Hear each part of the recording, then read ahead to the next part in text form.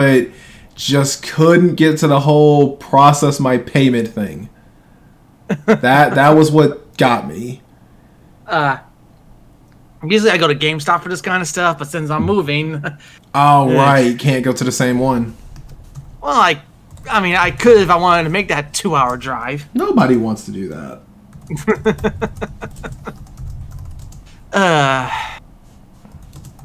Yeah, why did I sense some dread when you called me out of playing Narukami now? Because you... between you, me, and we all used to play different characters, and then you started playing Narukami, and it was like, well, I guess now we kind of share a few characters or two. So that's all I was meant by that. We both play Yumi as well. Whoa. Everybody knows how to play Yumi. I don't like her. I try to evade playing her. I only play her on one team. Technically two, but I don't really know how to pair her with Izue very much. I just play her with Yukiko when I'm playing for funsies because it's fun. It's funny watching my opponent do so much damage to me and then making my health go all the way back up. And then it's like, oh well, if they manage to kill Yumi, Yukiko was 9 times out of 10 at like level 9 anyway. So it was like, I just need to hit you one time and I win.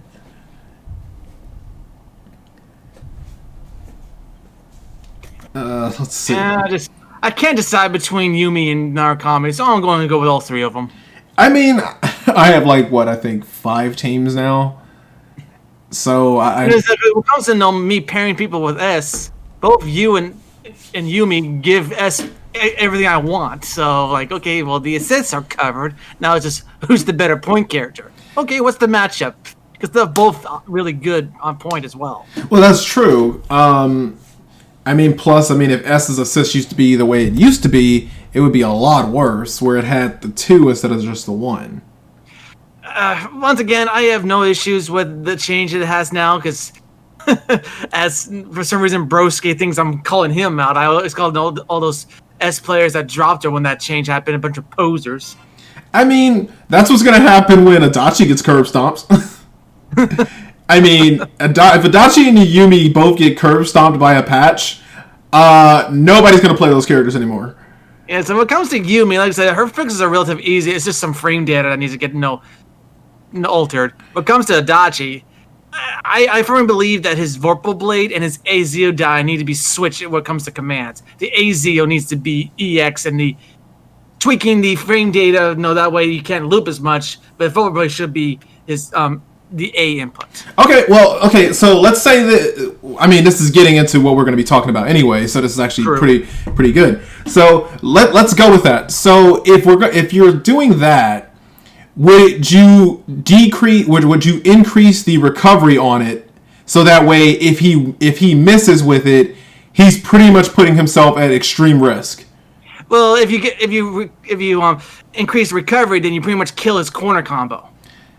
Well, no, you just get rid of the loops. That's all. Which is the thing is, because his corner combo kind of needs his AZO to be held so he can link the 4A afterwards. Oh no! I'm referring to Vorpal Blade. Sorry, I didn't clarify.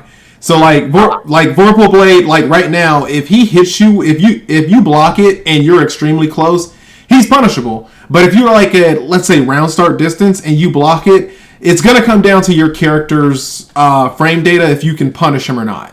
Not every character can punish him. So that's what I'm getting at with that one. That's all.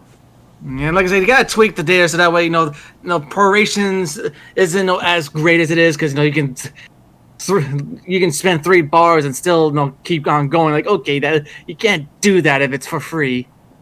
But when it comes to that kind of thing, kind of hard to say. His damage output needs to be lowered. His frame data needs to be tweaked. It's not time for your food yet. God damn it! Sorry, my cats keeps meowing at me. A music tier list instead? No.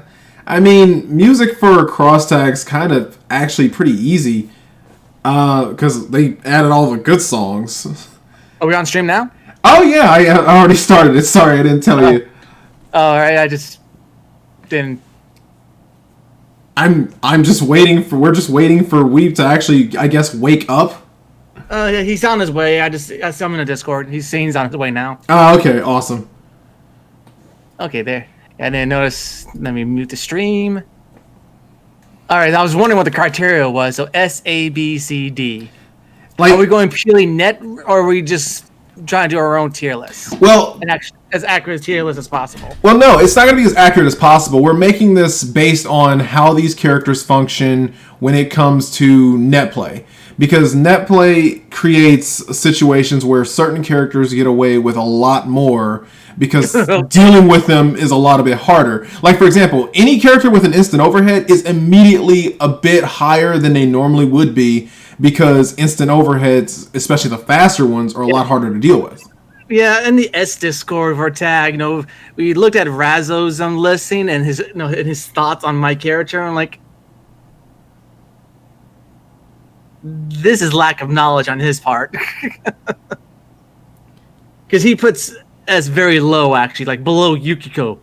No, I definitely don't agree with that. I mean, not bad. I'm like, dude, and his friend that he had to kind of get a second opinion is like, dude, she has an instant overhead. By that virtue alone, she's higher. Exactly, and that's what I'm getting at here. It's like if a character has an instant overhead, they're immediately going to be a little bit higher solely because of that off rip.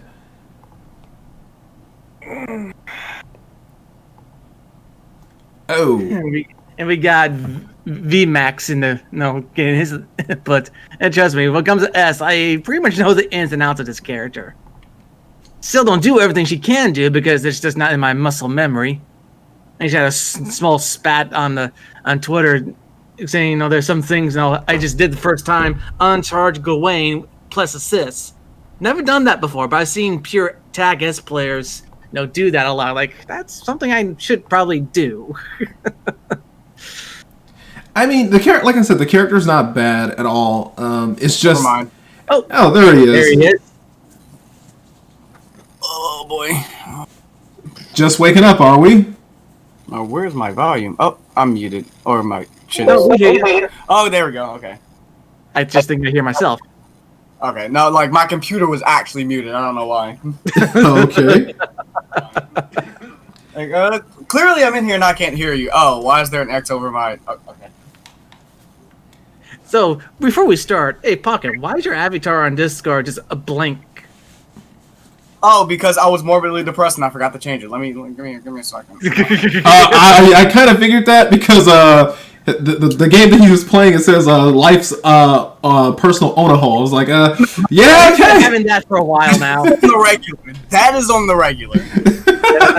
That's his normal statement he has on his Discord. I'm not surprised by that one. Yeah, that will always remain there because that is my fate. But let me change this real quick. If I can find the edited photo I did. That was a while ago. Actually, right. Before we get started, I just need to do something real quick. Go right ahead.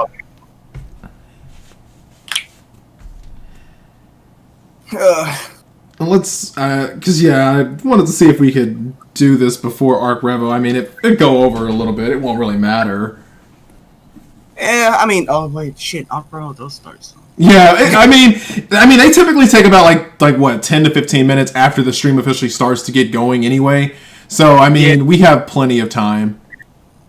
So I guess this will kind of be like a preview for anybody who actually wants to come in and look before it actually officially starts. Yeah. So we'll just wait for a link to get back, and then we'll get started. All right, cool. So are you personally hoping for an announcement today? I'm just curious. Look, man. Yes and no. I refuse to be disappointed, but if there is one, then I'll take it. I mean, it's fine. I'm not personally.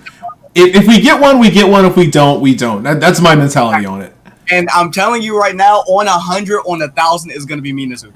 No, it'll be Rise. We've had this discussion. But no, as much as I hate Rise, she deserves it. But I want Minazuki so freaking bad. Sure, just make sure he doesn't have his teleports. Then sure. Last thing we need in this game is Yumi 6P plus teleport.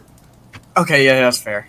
That's completely and totally fair. As for me, I hope for an announcement. I'm not expecting one. Okay, well... Okay, well, and that, since we're all here, we can get started. Welcome, everybody who will probably watch this after I upload it to YouTube. I am Zen. You can call me just Zen. I also am for Pixel Excel. I am your resident agent of justice here. And with my first guest, I have Link, and I'll allow him to introduce himself. What's up, guys? Link Pendrago here, the self-proclaimed Grandmaster of the Holy Grail Wars, here to assist. And my final featured guest.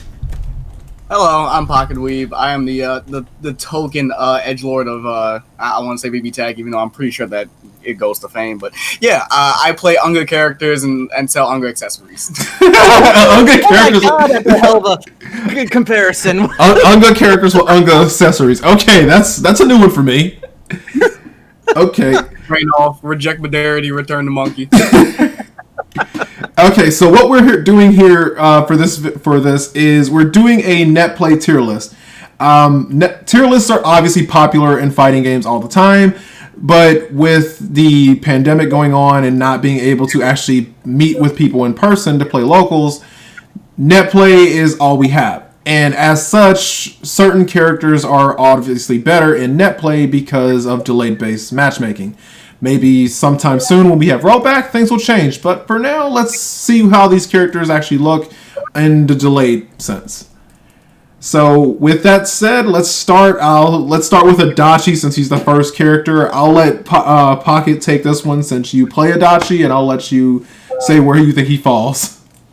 Okay, so where I think Adachi falls, he's... And be honest. No. Okay, fine. If there's anything I want to say about Adachi is, like, there are some things that are very real about him and some things that are really fake about him. One of the most very real and prevalent things is the BCO stuff. That is incredibly powerful in a tag game. It allows for most characters to just run their stuff and do free mix, and I think that's totally and completely is busted. So if anything, amongst most things, just that alone, I would put Adachi in A tier or S tier. There you go. I was gonna say, like, yeah, let's be honest here. No. As a baseline, just with BZO setups alone, he is A tier. But it's everything else that bumps him up to S tier, like his JB being super busted and being a safe jump option, his really safe options that are whack. Like you can literally just do 2C in a block string. If they block it, they literally have to hold like a frame trap. It's a lot of things that cultivate Adachi into being like the character that he is. And it's really insane that like they changed them to accommodate BBTAG. So I honestly think he's just S+. For me, when it comes to what puts him up in the A tier is the move they had to make for tag, and that's AZO.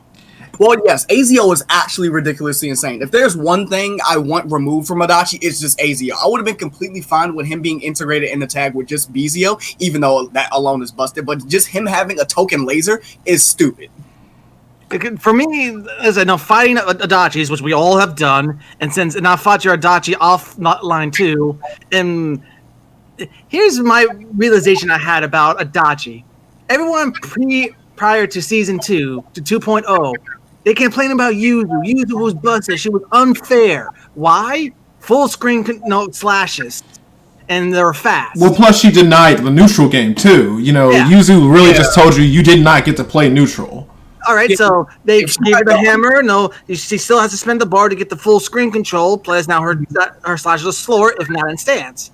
Here comes Adachi, who has AZ, which has pretty much the same startup frames for free, full screen. Yes. There are some things I'd like to say about AZO. Like, I know people like to complain about AZO. It is like literally just free real estate neutral. But it's -11. Like if you catch him slipping, he's fucked. But other than that, it's a really insane full screen option. Yeah, not to mention good luck trying to call your assist. Yes, it for what some people it enables for free happy birthdays. Like I know with my main team Susan, if I catch you with a raw like Azio, I'm just gonna Susan 6P and just loop you full screen. It's not okay. It's not fun. So you got hit. That's all I heard. Oh, you got hit, and now I'm just gonna do 6P Azio, 6P act the switch in the BZO mix. And I've got mixed feelings with his 6P as well. I personally know how to deal with it because it's easy to get the assists, to not actually hit the persona out of his startup. Mm-hmm. But it's one of those, I'm looking for that. If I get someone like a user who's doing side switching stuff, yeah, good luck blocking that. Yeah, like, see, the one thing that really tears down Adachi's game plan sometimes is how persona reliant he is. Like from his counterpart, you literally can just do 5 AAA and then proceed to do into like unpush blockable pressure. Whereas Adachi, his 5A string is really flimsy, and from there his B's is just like meh. And being so that like his main tools for dominating neutral is like, Vorpal Blade or Azio, they're persona reliant. They have startup, they get tagged. And it's because most of his moves are persona reliant. He's one of the persona characters that racks up the most persona damage off of persona breaks, which is one of the few downsides to him, but it's minimal. And that's why his optimal play and attack is zoning. Yes. And then, once he gets going, it's pretty much, it's my turn, and you pretty much have to catch me slipping. Because I noticed that whenever I play now, some people will try to stagger with him, and depending on the character, you can super in between his staggers for whatever reason. And when they get caught with that, it's like the shock Pikachu face. Like, yeah, that's not real. It's not real. You can do something about it. The fakest part about Adachi pressure is 5B. That third 5B is fake as shit. Like, you can mash the hell out of that, but if he just decides to do something like 5A, 5B, and rebeat back into 5A and then jump back, you can't do anything about that. It's for the fact that he has rebeat options that are kind of dumb. That's something I don't think the Persona character should have, but that's just... I mean, alone Narukami being able, we're gonna get to Narukami, so I'll save my comments for him for that. But I think we've established that Adachi is definitely S tier, regardless of net play or offline. Yes. So so let's move on to August. Now, none of us really play her, but like I was talking with Link before we got started, characters with instant overheads immediately get so much better in net play because it's delayed. So because you have to react to that instant overhead. Now, no, not react, call out. You got to see it coming. Exactly. Yeah, like it's one of those things where it's like it being online. It's either you see it, you know it's gonna happen, or you just got hit. So like in either situation, it's just like shit. I know I have to react. I know I either have to react to it or block it. But it's net play, so like. Netcode's gonna eat my, my up back, and then I'm just gonna get, Now, with that being said, Aigis is meter hungry, and she's got some. I believe she's got a skill ceiling when it comes to how her inputs are. Exactly. So that's another thing. August definitely has a skill ceiling, but not only that, but she kind of has like T-Rex arms when it comes to her buttons. Not only that, but when it comes to like how she can get into her instant overhead, unless she does it raw, like Izayoi, it's a little bit easy to see coming, but at the same time, if you get hit, because she can lock you out of bursting, that's what makes her scary. Yes. It's mainly for the fact of when Aigis gets going, it's like, cool, I have to block a high-low off of Orgy Abuse. Cool, I got hit. I eat an EX, I forgot the name of the move. It's been so long. And then, cool, I get locked out. Yeah, and then they're like, she makes you explode for like the tiniest reasons. Like, there have been so many, like, there have been like a handful of net players that when I play them, I see Aigis and I'm just like, shit. They're either on the one side that just like holds 5B from full screen, or they just make me explode from just an instant overhead, just 8K into high-low 50-50 4-way fucked up mix-up. And I'm just like, Aigis is either really, really good or really, really bad, and I think that's player dependent. It definitely is. I forgot the player's name, but I want to say he played Yumi and August, and the team could literally lock you out of bursting. So it was high damage, locking you out of bursting, and it was like there's nothing you can really do about it. So it was like your health just got depleted. It didn't get depleted fast, but it got depleted where you couldn't really do anything. So I say, with all that being said, because of the meter requirement and the skill, which people are not want to put into, so that causes delay to kind of screw some inputs. I say B. I would agree with that because not only that, but her assists are not the strongest out there. Yeah, exactly. So yeah, I would definitely agree with B tier. B tier definitely seems great for her. Yeah, B tier is fine. So Akatsuki, Chesto! Yeah, see, this is the divide. This is the Now here's this is the the thing network. about everything for Akatsuki just seems to work. Yeah, that's the thing. Like It's nothing overpowering, but you can't just you can't do anything to it. You can't respond to it. That's the problem. and that's the thing. Okay, see, with Akatsuki, right? I have a little bit of experience with Akatsuki. Who doesn't? He's an ape. It's like, yeah, like that character is just simplicity magnified. That character just literally it's the King Crimson of BBTAG. It just works. Like, for real. Like, his DP is one of the best in the game. It has almost no recovery on it. Like, his routes hit really hard. He has good corner carry. He has good mix-up. He enables unblockables. Like, and that character's damage is wild. It can be wild on the right circumstances. Yes. And he has access to a DHC that's 2.5 min. I'm pretty sure. So it's just like, not only is it single target or is it happy birthday?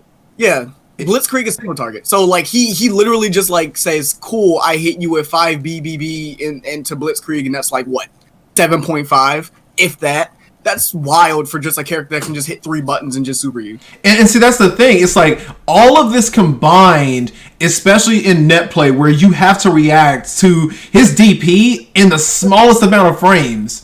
Mm-hmm. Otherwise, he can just keep hitting it, and if you react to it on the second hit, well, you just got popped, and now we're going to either go back to neutral, or if he's got you cornered, it's his turn. So you're kind of gonna be stuck there. And I will do a little hot take about DPs in this game, that the counter styles have become one of the better ones in the game. Liz says what? Liz says what?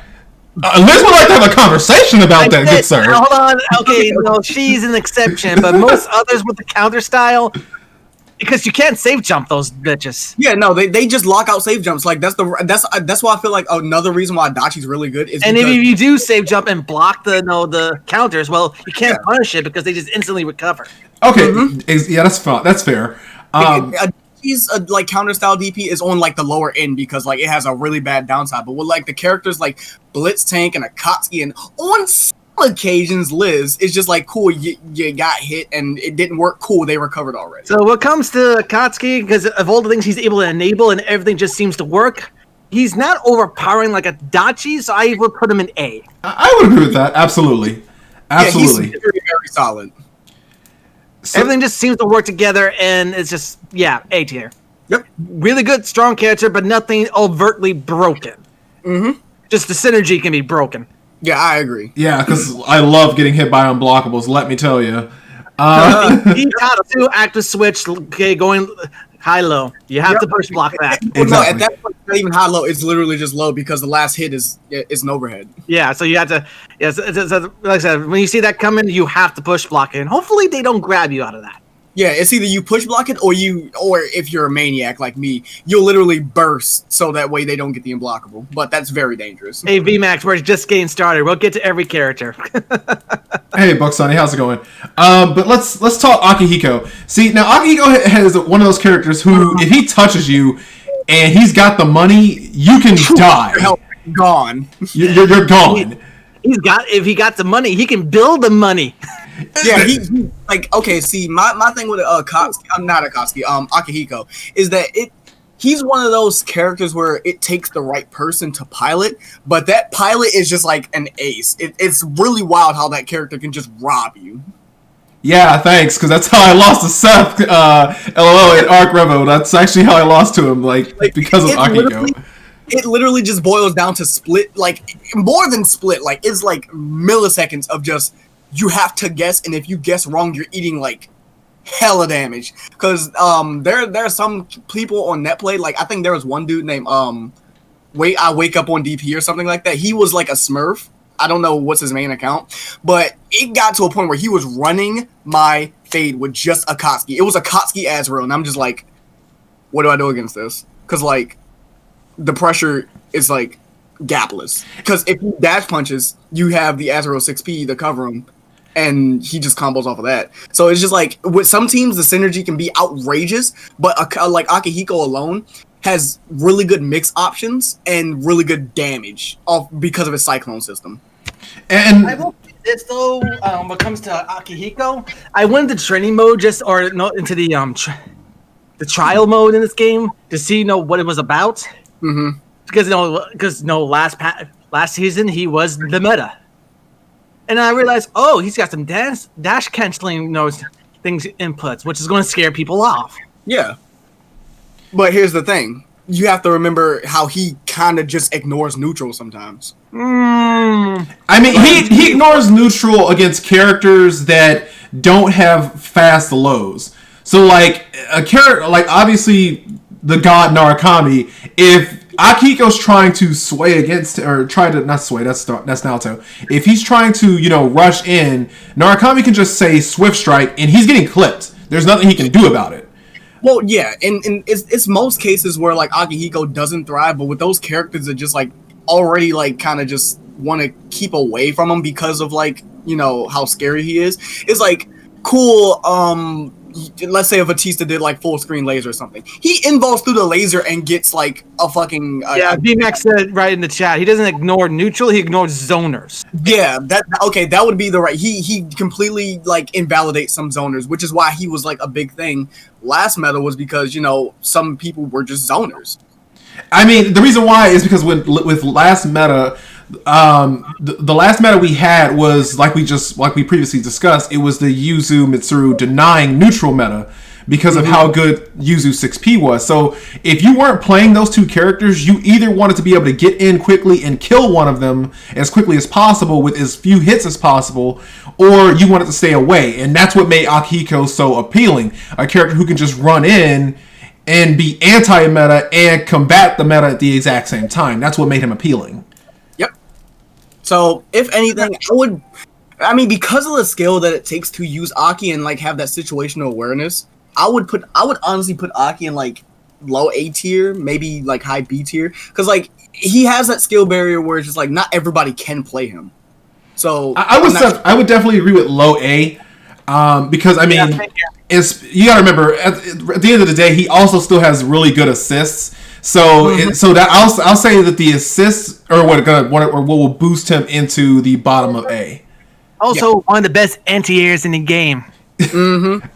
Like along with like Ori A2B, like that thing just works literally. I don't know what to do against it. I've seen it knock Adachi JB out of the sky. Yep, it's wild, man. So let's see. So none of us really play Azrael, but I think we can all admit that if you don't, when it comes to Azrael, he is the original Unga character for the BlazBlue cast.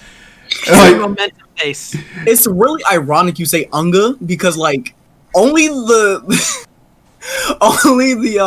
their player base knows what's happening. Like if you haven't taken the time to like actually analyze the like Azrael, it's just like this man is just going, but he's shaking the whole banana tree and I don't know what to do. When in reality, like he actually is sort of technical because like of how slow he is. So like, but at the same time, it's just like he just does things and it works. So it's. Honestly, though, when it comes to this whole kit and when it comes to net playing, no partner, he's floundering. Agreed. Absolutely agreed. He needs a partner to take advantage of the dash mix-ups. And really, it's one of those, he touches you, you just lost your limbs.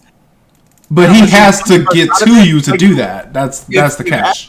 And I don't know why counter hit Blackhawk Stinger can combo into another Blackhawk Stinger. Like I've seen Blackhawk Stinger kill my point character, and like and he just did another one and just hit my my assist character like while they're both, and I'm just like, huh? Yeah, I've seen that too. That doesn't make any sense, but because he has high damage, but everything else about him is just like. Yeah, you need to find a use, especially when it comes to assists, because assists are kind of wonky to use as well. Yeah, and like, see, the thing is, Azrael is also in that tier of really niche characters. So like, like I know one thing. A lot of Azrael's like ever since was it BoJack who discovered the other 2C Oh, the one of the most boring loops in this game. I don't know if it was BoJack, but I can imagine him, even though he's kind of dropped Azrael now. But that is one of the most, excuse my language, fucked up mix-ups in the game because it literally just ends on, okay, cool, I'm gonna back up, and now you have to eat a left-right. That's safe on block. Like that's completely safe if I dash through you. And I'm just like, that's not okay. Cause like, what is Azrael's dash? Like, how many frames is it? Like 7, 8? Not 100% sure on the frame data. But the other thing that doesn't make any sense to me is why is it that the boot, his EX boot, why is that an overhead? What? That's an overhead? Yes. Wait, you didn't know that? I just tend to get out of the way if I see it coming. Unless it's like sandwich pressure, I tend to just get out of the way of it. Yeah, it's one of those things though. I'm trying to be good and actually block shit, and I see that and I'm like, I know it's an overhead, but it just doesn't register in my mind. Yeah, it's just like being an overhead, and I just get sent flying. Like, God damn it, I know better. It's almost like in CF Makoto's old 4126. 41236, where it looked like she was just doing a regular dash punch, but it was an overhead, and everybody just kept mistaking it for an unblockable. that was a great time. So I would say that Azrael is B tier, and I'm gonna be honest. I won't go high as B because yes, he has damage, but he doesn't have anything truly cheap wise once you know what's going on. So I say C. Okay, well, how about this? Well, go ahead, I'll let you go ahead. I would say high B, low C, because like he is one of those characters where if you know how to pilot it, you know how to pilot it, and it's really whack and insane. He does have a couple messed up things that you just can't do anything about. So like that itself warrants a low B.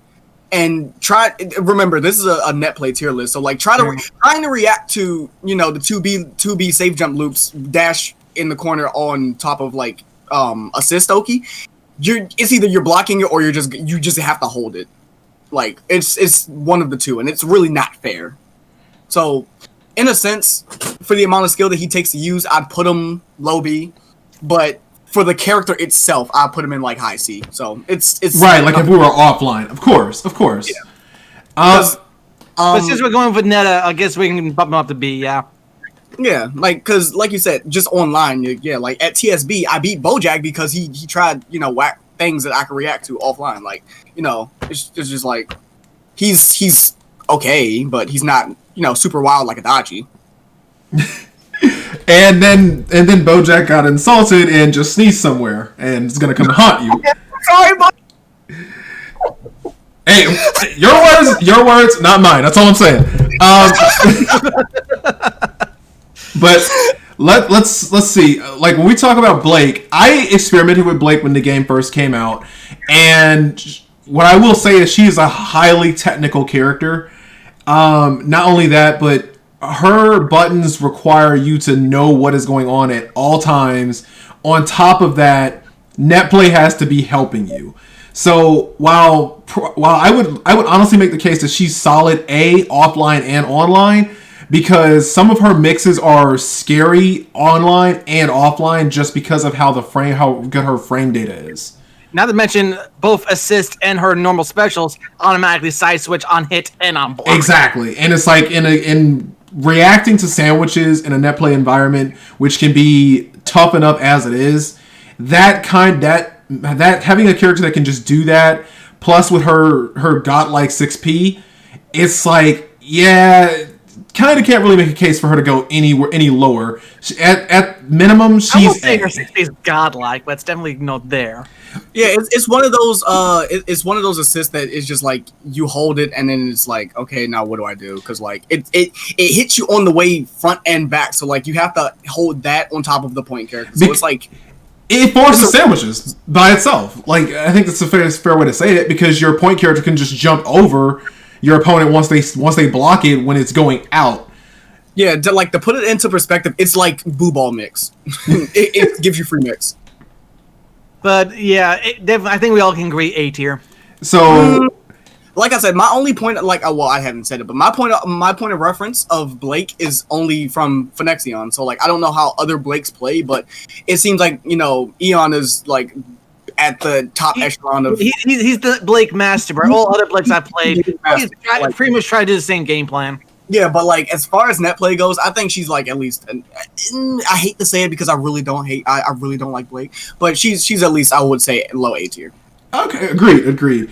Tank, like, I have nothing nice to say because the only good tank that I know of is Eshi, and that's, I'm not trying to be mean, it's just that if you're not Eshi and with his Liz, where he just forces you to just eat unblockable after unblockable after unblockable, I don't know any other good tank mains.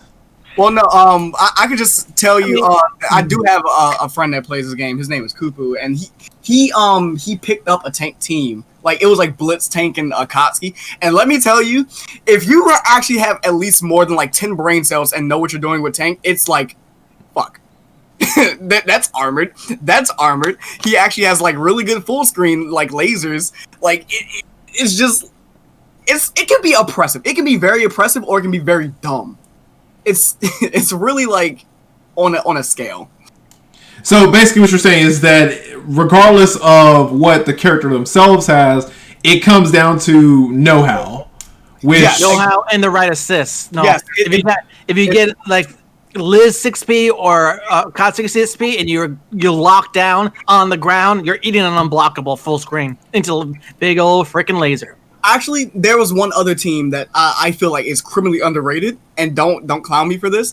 It's Blitz Tank Hyde, because that team offers some of the most oppressive full screen pressure, and it's not fun. Well, yeah, plus chip. So it's chip laser, and I'm just like, what the fuck do I do? Like I said, I can't put him any higher than C, and the only reason why I even think about putting him in C is because of the armor. Yeah, his armor it plays a big factor. Other than that, he just can't do anything. I would have put him in C tier too. You said C or D because you cut out. I'll put him in C. Okay, I can see that. Oh, the bane of my existence in 1.1, Carmine. Carmine, high A, low S. Like, that character's freaking insane. I would like, just say S solid. I don't even think there's anything to even discuss there. Like, I don't think there is any need for discuss of why that character is disgusting on paper and in practice. He's just not okay. I'm just saying that's just me. Now, Celica is definitely a character that I think is underrated because I've been finding my fair share of Celica players lately. Actually, VMAX in the chat. Friendly reminder that Tank has more offline topics than you. I love it. All the characters. Oh my god. Okay. Oh, what are we on now? I lost it. We're on Celica. So I mean, Celica is a character that I think she's underrated. Because, I mean, she's a character that can heal, and she's kind of like a Shoto character. Not as strong as Hyde, but she's got her own niche, but if you play her right, JC is her god button. Oh, hell yeah. Like, you can't, there's no way you can react. She's actually got legit 50-50s because the JC is her dive kick, right? Yes. Yeah, I've literally been 50-50 by that, and her JC can be arguably called an instant overhead because that's pretty damn quick. It's really quick. It's like almost a couple frames in block stun. It's not okay. And then when she hits the ground, she can just she can go on the other side of you, force a sandwich. That shit's fake as fuck, though. No, not if they call their assist when they're doing the JC. That's not fake. You have to hold that. The JC, yes. I'm talking about when they start doing the B series of her drive, where she goes. Oh, no, yeah, that's all fake. Nissan, and then she goes on the other side. Like, yeah, I'm DPing that every time. Oh, yeah. I don't even DP it. I just know full well that it's actually I can actually react to it. Yeah. And another thing, I'm not sure if it's just me because I have a tiny gorilla brain, but if she has the enhanced bunker, like the overhead, I honestly just don't know what to do against it. It's an armored overhead. Like, yeah, it's armored when it's enhanced, though, right? Yeah, no, only enhanced. Like, my brain completely turns off when I see that thing enhanced. I mean, I'm not sure how negative it is, but I just know that Rillis is like one of the best Celica players, and let's not forget Unsafe on Hit. Yeah. Oh, I didn't even know he still played her. I honestly didn't know. Now, He made top 8 and swapped out between her and Shirogane when it comes to pairing up with Kurogane. Yeah, and I think if I'm correct, Shadow Teddy plays her on occasion. I forgot about Shadow Teddy actually. She's got some solid things, but she's got too many gimmick things as well. Yeah, that's the one big turn off to her. Like, she's criminally underrated, but at the same time, she's just underrated. So she's got too much stuff going on, is what we're saying here. Yeah. So, I won't say too much. Like, her assists are really, really not good. It doesn't mesh very well, in my opinion. Not at all. Like, her 6P I won't say she's C tier, but I'll put her in B. Because what she does have for solid is really solid. But once people start autopiloting it, even in net play, it's just like, okay, you're being dumb now. Well, see, that would be my argument against you for why I would say she's C. Like, saying she's B, that I would say that's like with the know-how, basically. But, like, at the average person, definitely she's at least C. Yeah. So I think the general consensus for some of these like kind of underrated characters is all in just to wrap it up in about it takes the right person. Exactly. I would definitely agree with that. Chie. TASB runs. I'm sorry, man. I know a lot of people put her in S rank, S tier these days, but I'm not convinced she's deserving of S. Okay, I'll take my stab at convincing you, and then I'll let Weeb try his attempt at it.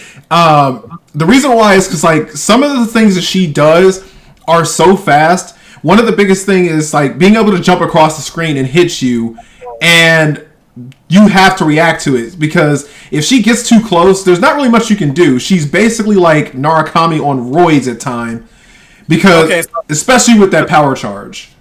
Okay, so my retort to him not knowing the fear, have you ever played against Shadow Chie? I never played the arena game seriously. I just did it for the story modes. Oh no, trust me, as a spectator, as Xanadu, man, that character is par for the course AIDS, and that is exactly what BBTAG Chie kind of embodies. And being so that you have a whole nother body to just like help you just be that oppressive and that fast, it's just like, dang, I got hit. Oh shit, I died. And let's see. Not only the fact that like let me give you a common scenario that happens with Chie. You know, she's got you cornered. She jumps up for a safe jump and says, "I'm going to do JC." And I'm going to the persona Oki. No, you have to hold that. Like that's like what, 5 hits? Exactly. And then before AU Oki. And then when she comes out of that, you have to guess if she's going to go high or go low. If you guess wrong, and you try and burst out of that, she's going to block your burst, counter hit you, go into Agi Nastra, and then power charge, and then probably delete you. It's just that fast. Mm-hmm. That's my only real complaint about her is her Agiasta. It's like, okay, please can I call my assists? Oh, please, can I punish that when I'm in the air doing my own air super and she recovers too fast for doing that shit? You have to be point blank to punish it. Yeah, Agni-Astra is really weird because like some characters can't punish it, but when it tracks. Yeah, no, it really locks on to where your point character is. Yeah, and when I was playing with Omniscythe a while ago, like a couple months back, there was a weird the only reason why I say Agni-Astra is really finicky is because that one interaction, which is like because I think I caught him out of the air with Grand Viper, and we just both sat there and just had the phase, like, did that really just happen? So I have mixed feelings about Agni-Astra, but it in most situations is really, really oppressive in the hands of like a character that can just delete you like that. Yeah, I don't see too many dragon kicks from these ain't decent Chie players, but I can see why people say she's S. I'm just, for me, it's like, as long as you don't make if you don't burst wrong or do a bad DP. Well, no, that's the thing. I just push block my problems away with her. Yeah, I mean, yeah, but that's also the thing of you also have to take into account movement in this game. The ability to just do a dragon kick and just traverse most of the screen while providing mix-up from your assist character is actually really wild, too. Yeah, true. Because I think like a perfect player that does that is, I think he goes by the name of Megakin. He plays Chie Liz, and he'll dragon kick 5P Liz, and if you get hit, you're dead. Because he will power charge you, and then you're done. It's over. Yeah. Like, it's let me actually look something up real quick since I already have the wiki open. All right, like I said, I see the argument for S. I just don't feel like she's no. Oh no, that's a personal feel on my part. That's all. Like honestly, I feel like most people don't feel like she deserves to be an S until you actually go against one and just get deleted off of like 3 hits, and then it's just like, wow, okay, that was kind of not fun. I'm looking at the frame data. Her 4A is -2. Oh. Okay. Okay. Yeah, it's literally like dealing with it's slightly like dealing with P4AU Chie, because like literally what most Chies would do is they would just do 4A dash cancel, and you just had to hold it because it was 0 on block. It's not the same to the same extremities of like what it was, but it's still pretty wild pressure on top of like what she already has. So if anything, I put her on the lower tier of S, at the top of A, clearly for the fact that she just runs the show and just deletes you in like seconds.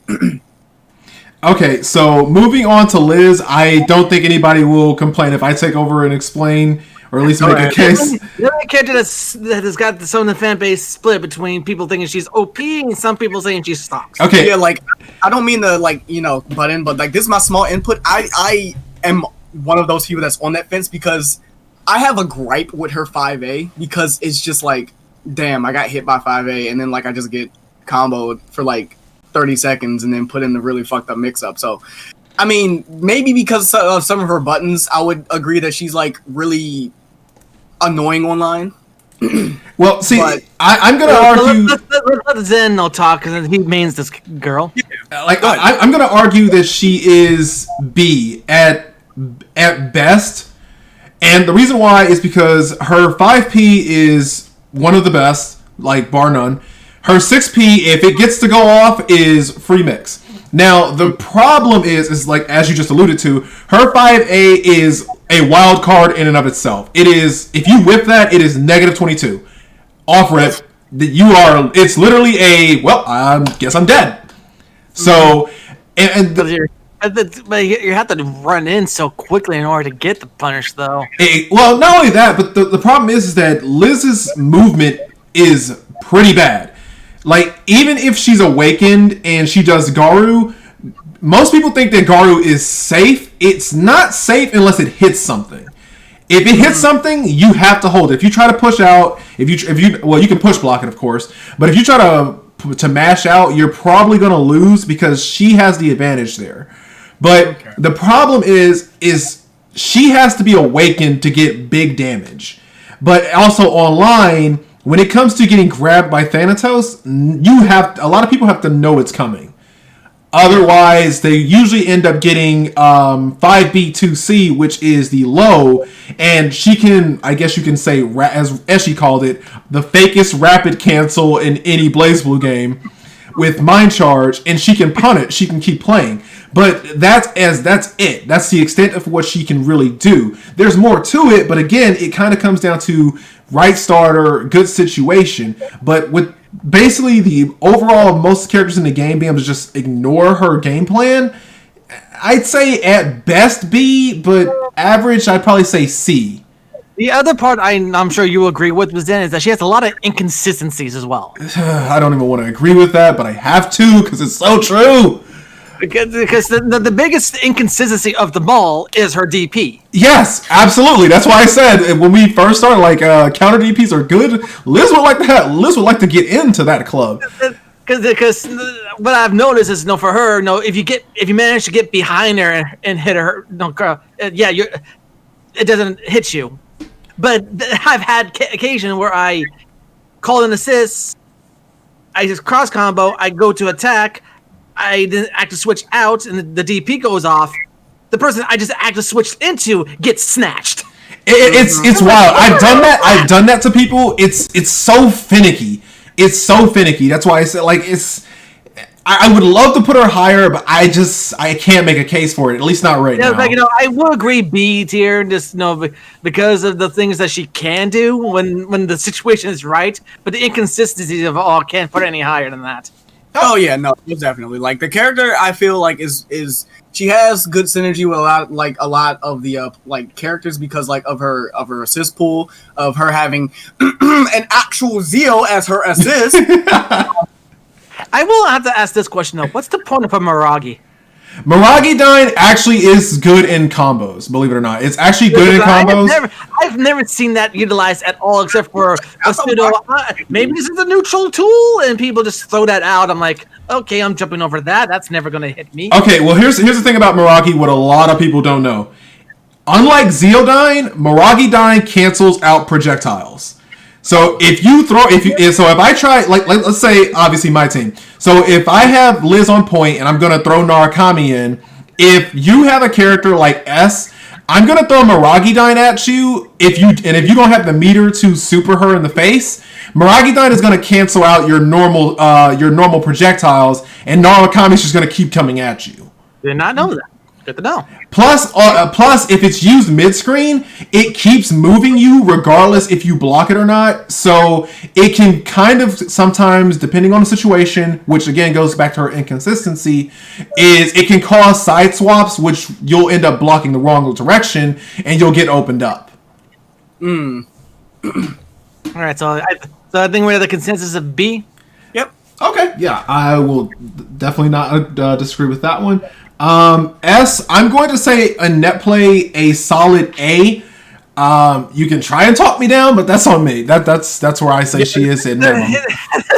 This is where I come in, because I have a whole video of buffs I want her to get to make her. No, she's got some quality of life issues, but that's just good. When it comes to Netplay stuff, though, yeah, A is definitely can be up there by virtue of instant overhead and just how JC corner okay, yeah, best okay in the game.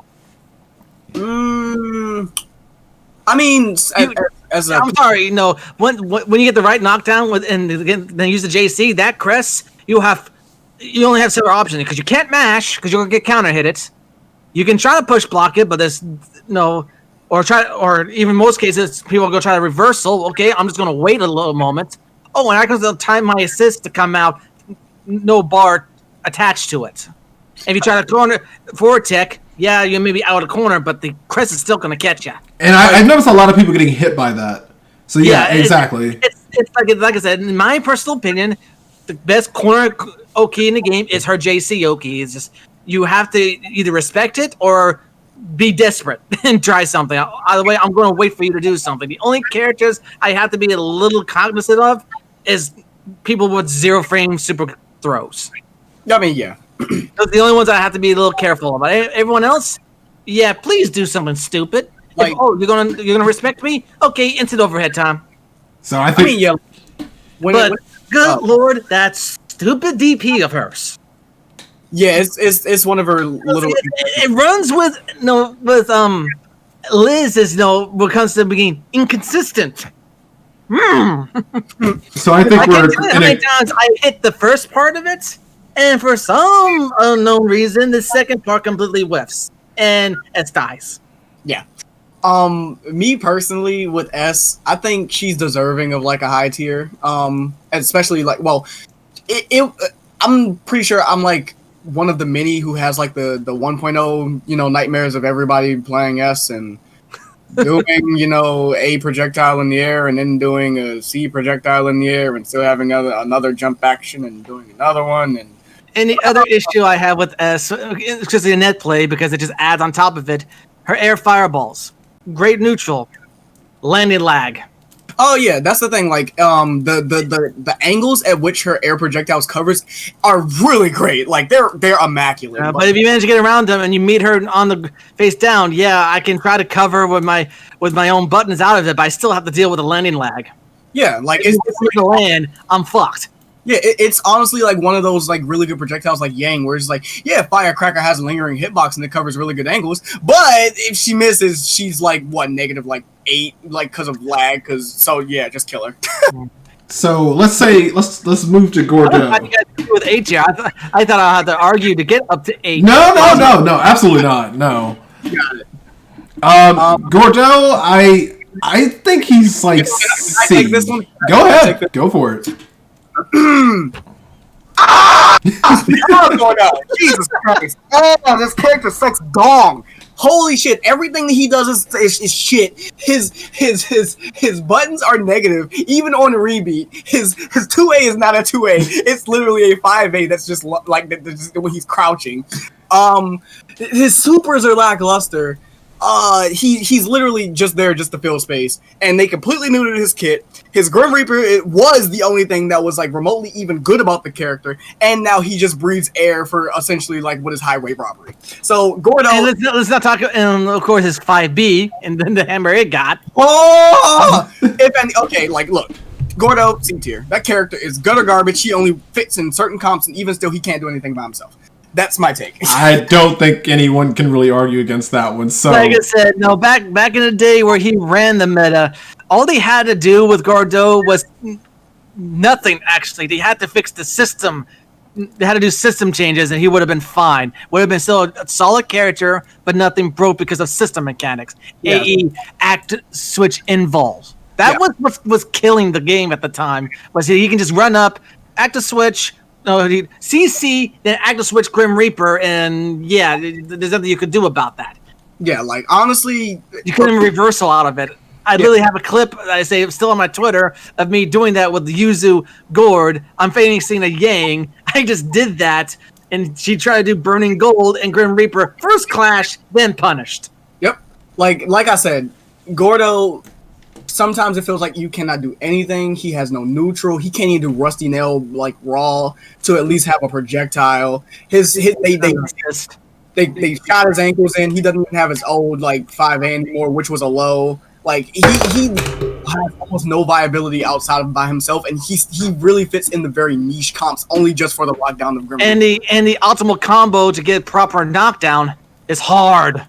Well, no, I wouldn't say it's too hard. Like once you get used to it, like it's not too hard. And all the delays you gotta do, most people are gonna go, yeah, I don't want to deal with that. Oh no, that's the thing. That's the swag combo. You really don't need to do that. No, that's not swag. That's optimal. Ugh.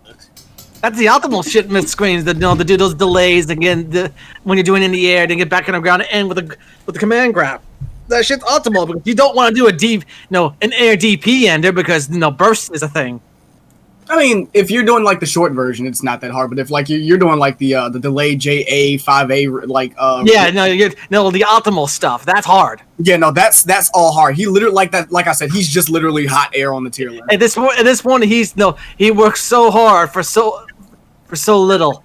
Yeah, it's just one step higher when it comes to how much reward you get of another character we'll get to eventually. Like in the tier, I was practicing 2B 5A loops, like 2B 2 hits 5A into the shoulder tackle and the jump loops. I only got like 6K for 2 loops, and it was just like, okay, cool. Okay. 6K should be the minimum requirement, but yeah. So yeah, Gordo, he needs a lot of therapy. Okay, so back to the borrowed man. So let's see. None of us here play Hakuman.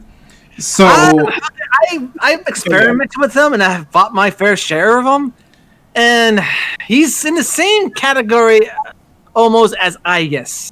Very meter hungry, but he'll make you bleed. Yeah, I agree with that. So I was gonna say the same thing. Like he's B at the very minimum. Hey Renix, how's it going? I think B tier is around those characters that just really take the right pilot in order to just like steer the train right. Well, plus, Netplay basically makes them a little bit better. It helps them get away with some of the things that they want to do. Mm-hmm. And I'll never forgive him for making his sword a pure hitbox. Yeah, his fucking hurtbox, damn it. Okay. I mean, I know why they did it, but no. So we're in agreement on that one. So Hazama, I don't know. Yeah, no, this character's up in the air for me. Like he's so like far extreme left or far extreme right. It's really whack. It's like the character either does nothing or he just runs. And that's the thing. That's the thing. He's a character that literally comes down to the player. And most Hazumas that I've fought against are, they try to come in and it's like, I've got an anti-air waiting for you the second you get close. Oh, Here's the thing with Hazuma. His kid is definitely doesn't pale compared to what he has in the mainline series. But I've fought my fair share of good Hazuma players when they they fake the come in with the EX and then fade out your anti-air. But when it comes to his kid, is when it comes to coming together is kind of tenuous at best. And what's the synergy with everyone else? Yeah, no, that's another big part. Like, he's one of those characters that has that weird mechanic, like the Ouroboros mechanic, and it's just like it just doesn't mesh well with some other things. Also, hold on, before we continue on with Hazuma, as everything we said, pretty much nothing positive about Gordell, so we probably should bump him down one. I actually agree with that. So it's pretty sad. Go back to the bar, old man. Well, Redix, that's and Hazuma and Yosuke used to be a really good team back in the day where Yosuke could the path to peace, where you're like, would you get down here? But they kind of knew that Yosuke from able to do that really. So I mean, it's still viable, but it's not oppressive. I mean, in this game right now, there are certain characters that can kind of deal with that. Like, especially if we look at like S tier, for example, so far minus Carmine.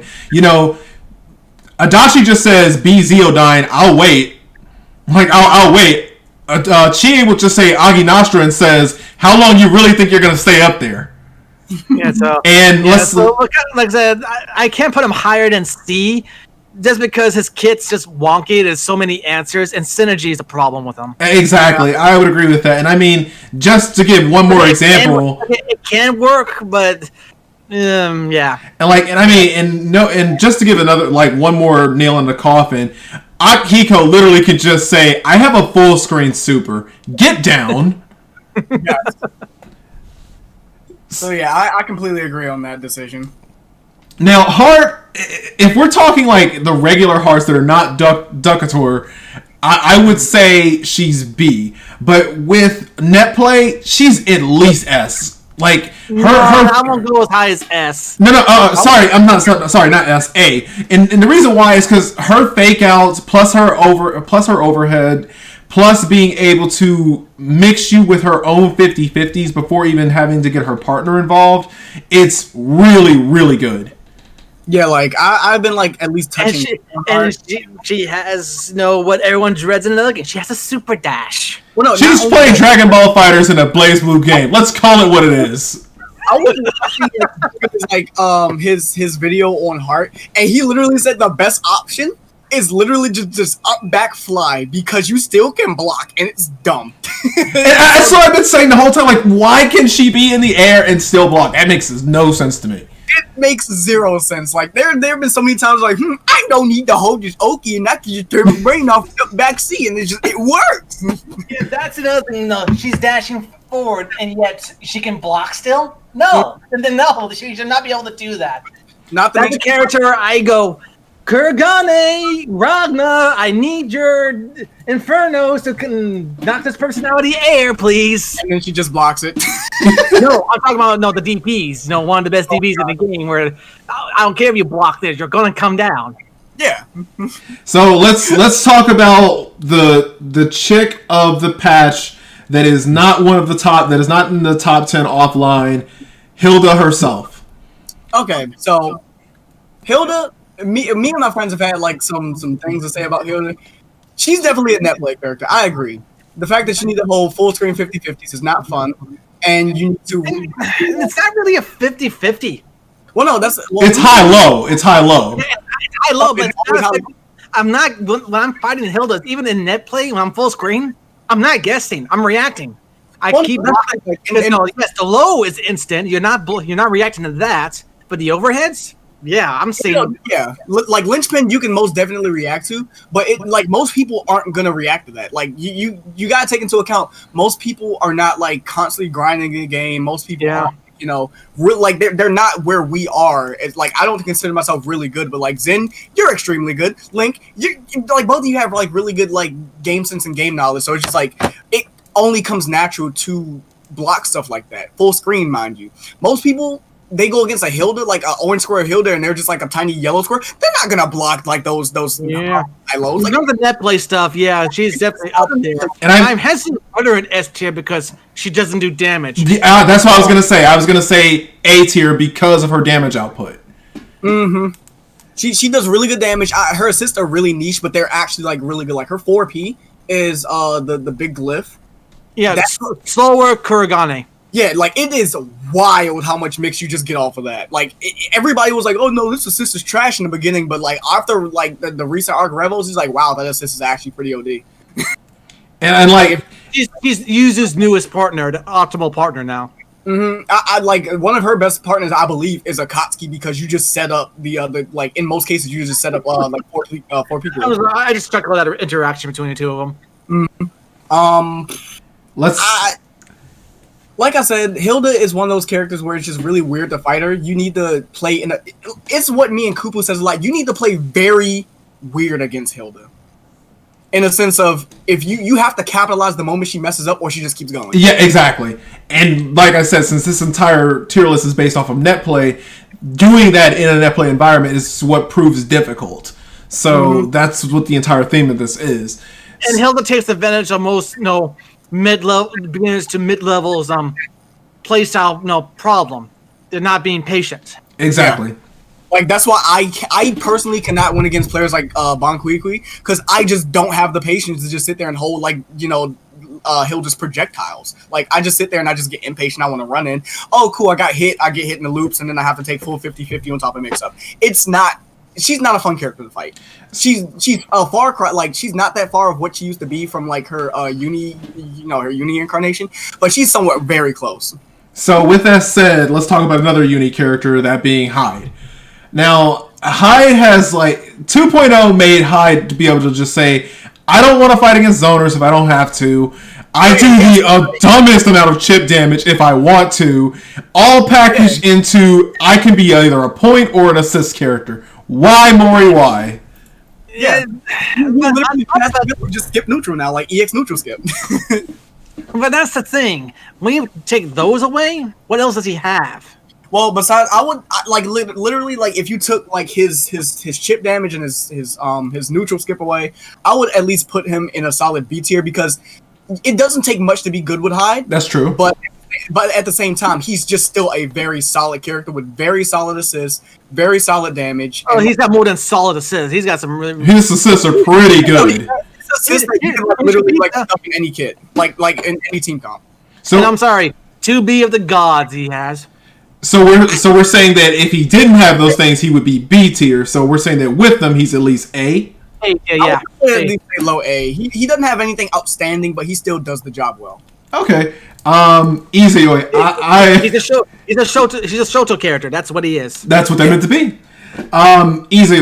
I'm going to say that she is B tier, and the reason why is because offline, her instant overhead is 22 frames, I believe. So it's not really hard to react to it offline, but online kind of can be.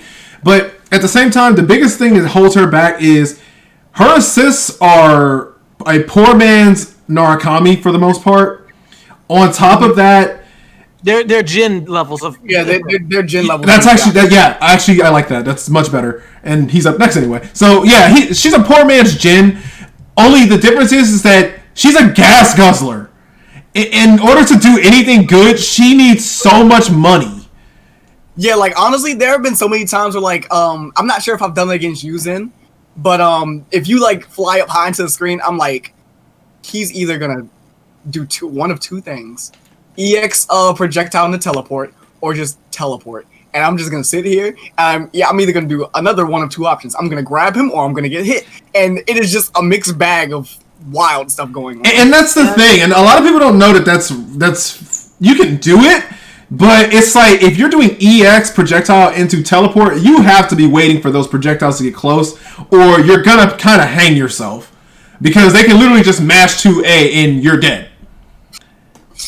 Yeah, there have been so many times where I'm going against. I'm pretty sure y'all know who Dory Avis is.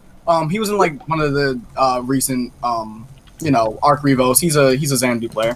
Whenever he switches to Izayoi, I'm like, okay, it's not Zen. So he's gonna do something dumb, and I'm just gonna grab him for it because he it's always one point in the set where he just hyper jumps up, projectile teleports. I'm just gonna be like, and see that's and I'll say one of my favorite things to do against Azure players when I know that's their habit is I'm playing S. Oh, you're above me. You're gonna EX teleport. So I'm just gonna do IAD, JC, let the crest catch your teleport. Yeah, it's very hit or miss with Izayoi. So if anything, I'd put her in like B tier. Yeah, no higher than B. And see that's the thing. Because her output's not that great either. And that's the thing, like that. Like I've always been told that I don't play like most Izayoi players unless I'm autopiloting. It's because I don't do projectile into teleport unless I have setup. Because if you do that, it's obvious. That's her gimmick. That's her biggest gimmick. So they're just waiting for you to do it so they can kill you.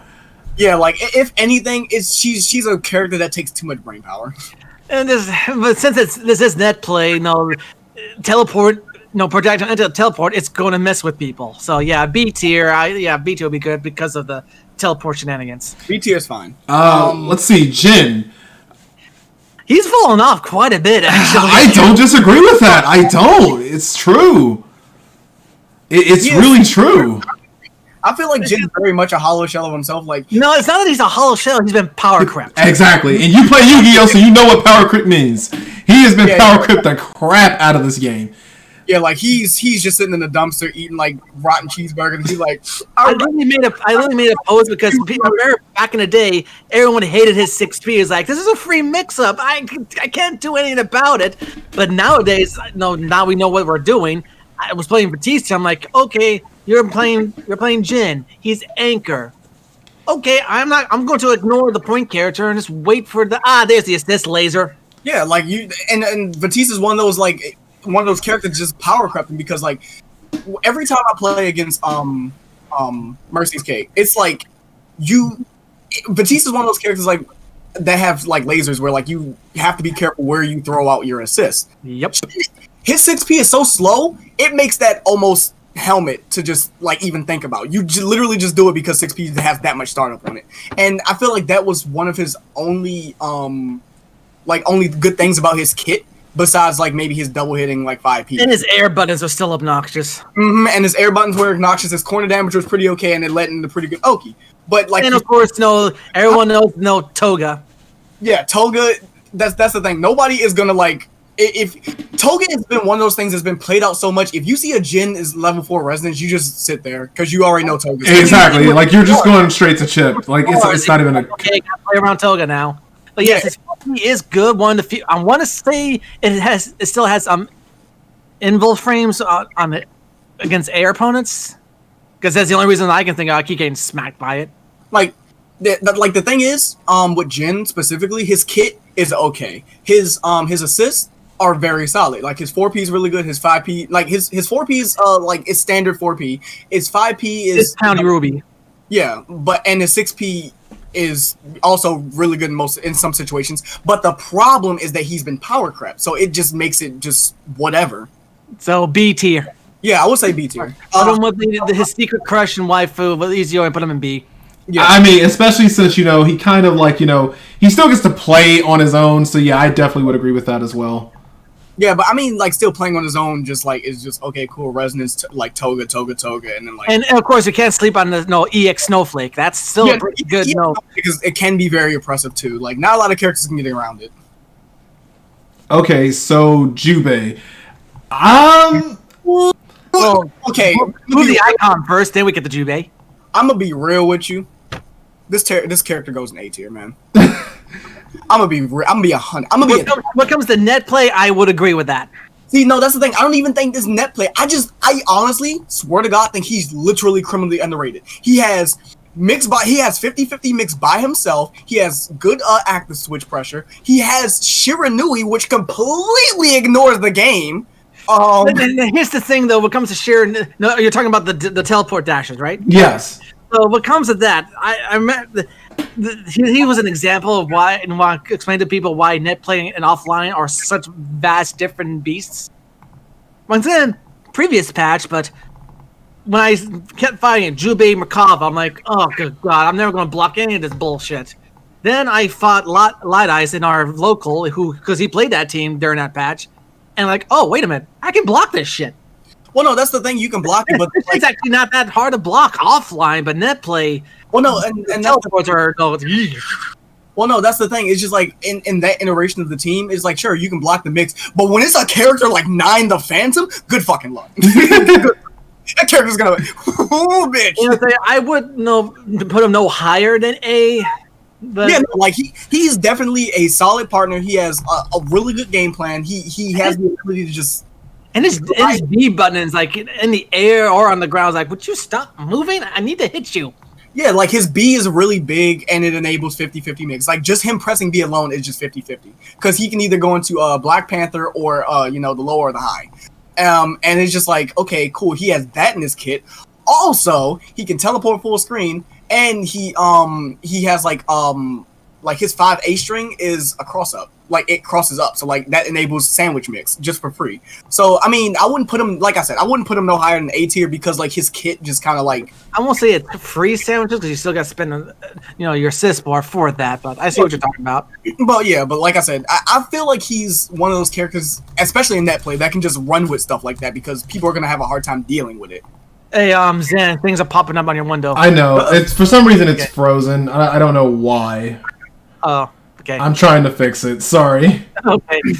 But listen, when it comes to placement, I'm torn between A and B because I know, I guess when it comes to net play, yeah, I'll probably pump them up to A, but offline, I would do like high B tier, honestly. Yeah, but online, yeah, I'd probably put them A because of the the mostly neutral skipping the dashes that he has, plus the hairball assist. Mm-hmm.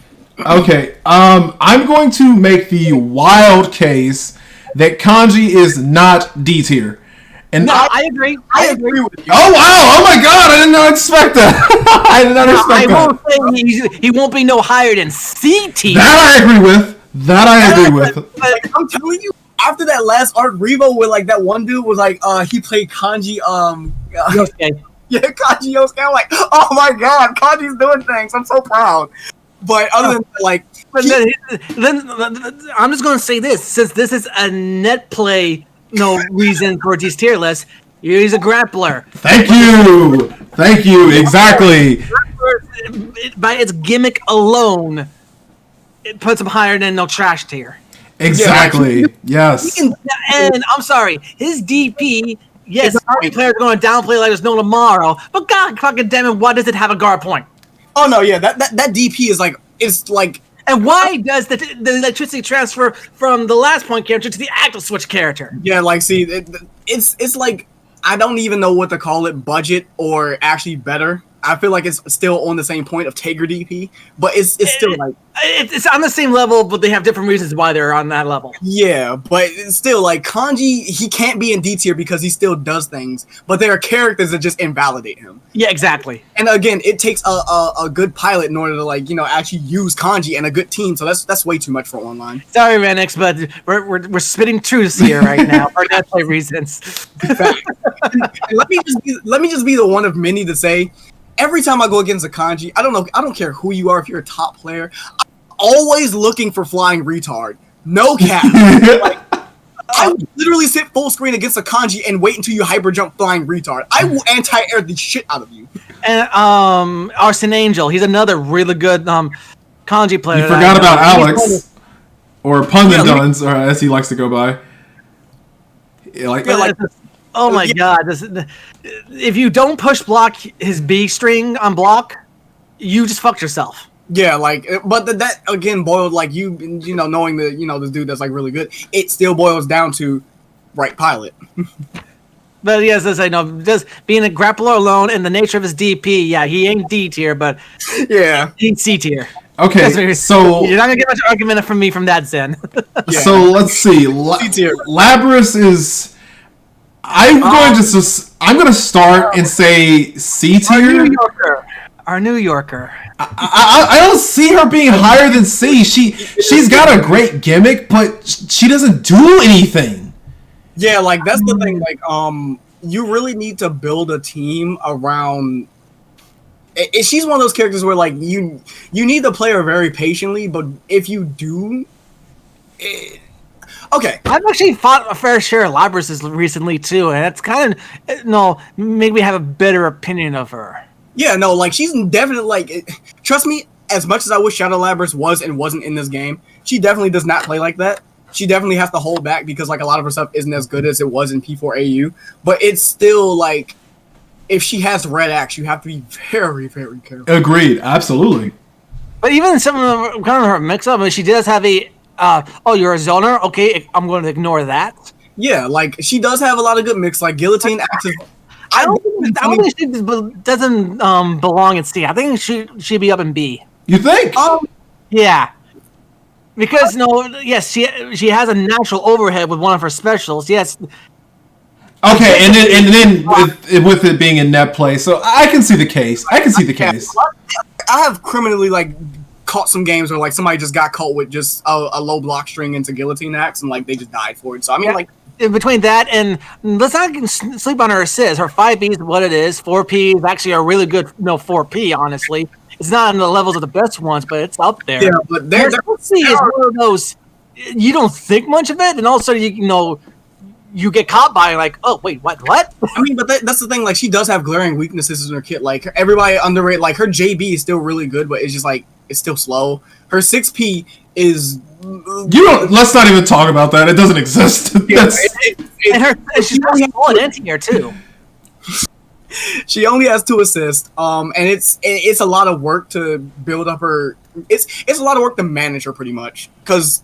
The gauge goes down fairly quickly, so like you need to make use of it, or else like you kind of just like losing out on damage. And she does have a lot of things under her belt, like chain knuckle mix and all that, but some of that's reactable. So at most, I'd put her in like B tier.